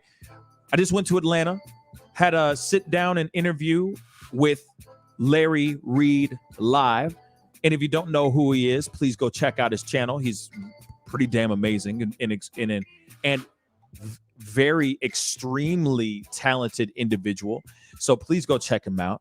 Larry Reid live. Okay. But I got to sit down with him, got to chop it up, do a tour of his home and all that. And we got down to the nitty gritty to talk about all kinds of stuff, himself, his channel, and all that mess. We had a really, really great time.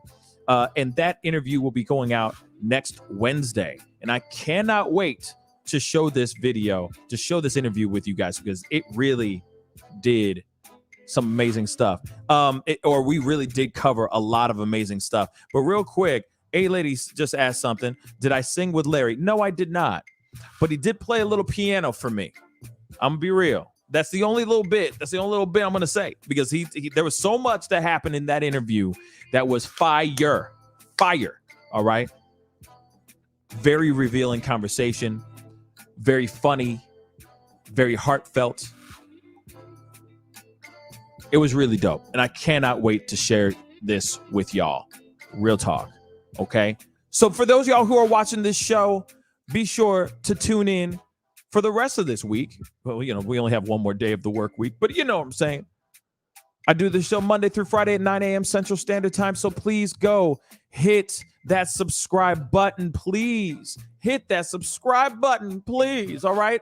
Hit it hard, crush it, crack the screen of your phone that you hit it so hard. Yeah, you know what I mean? Then, of course, hit that like button. Send those likes all the way up. I'd love to see it go past 400 likes. We had well over 600 some odd souls in the show today, which was amazing. Amazing, y'all. And I have to say this really quick. Shout out to all the mods. Hold up. Let me just do this. Let me pause this. Hard stop. Full stop on the music. Let me just say this to my mods, all right? Shout out to all my mods. Y'all are beasts up in this piece. Y'all killed it today. Thank you so much for doing what you guys do. 600 souls came onto the show. Yes, there were some haters. Yes, there were some people that were saying some crazy stuff. But at the same time, y'all did it beautifully. Y'all killed it today. And I want to say to the mods, I love every single last one of y'all. Y'all are amazing, and you know who you are. If I start listing your names, we'll be on here for 7 hours. So I appreciate all y'all. To the mods, I salute you. You are the bomb. Moving on, here it is. Be sure to tune in. I might be doing a show later on tonight. All right? So please tune in. Check the Discord. Check the community page. Okay? On the Pascal Show page. I will be making an announcement if I am going live tonight. I'm still trying to take care of some work, get some things ready for next week.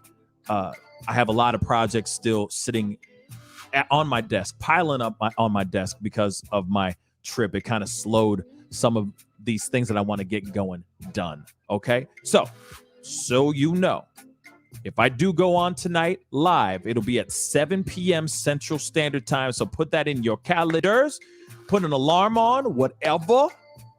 For all y'all that are watching this show all across the country and throughout the world, hit that subscribe button, hit that like button, and put in a reminder that I might be on tonight at 7 p.m. Central Standard Time. And if I do, it's going to be one hell of a show. So don't be shy. Tune in tonight if I'm on. Okay? It's time to get going. I love all y'all. Y'all amazing. Keep being dope as hell. Do something positive today. And I'll see you guys soon. Be good to yourselves. Be good to one another. And I'll see you guys very, very soon. This is the Pascal Show. Bye. Homeowners and property managers, if you're looking for effective and humane ways to remove wild animals and deal with the damage that they have caused, we have good news for you. Introducing Wildlife Command Center, a professional nuisance wildlife management company specializing in providing animal removal for residential, industrial, and commercial clients. We are the only wildlife company that checks 70 different areas on a structure to determine the answers to the following questions.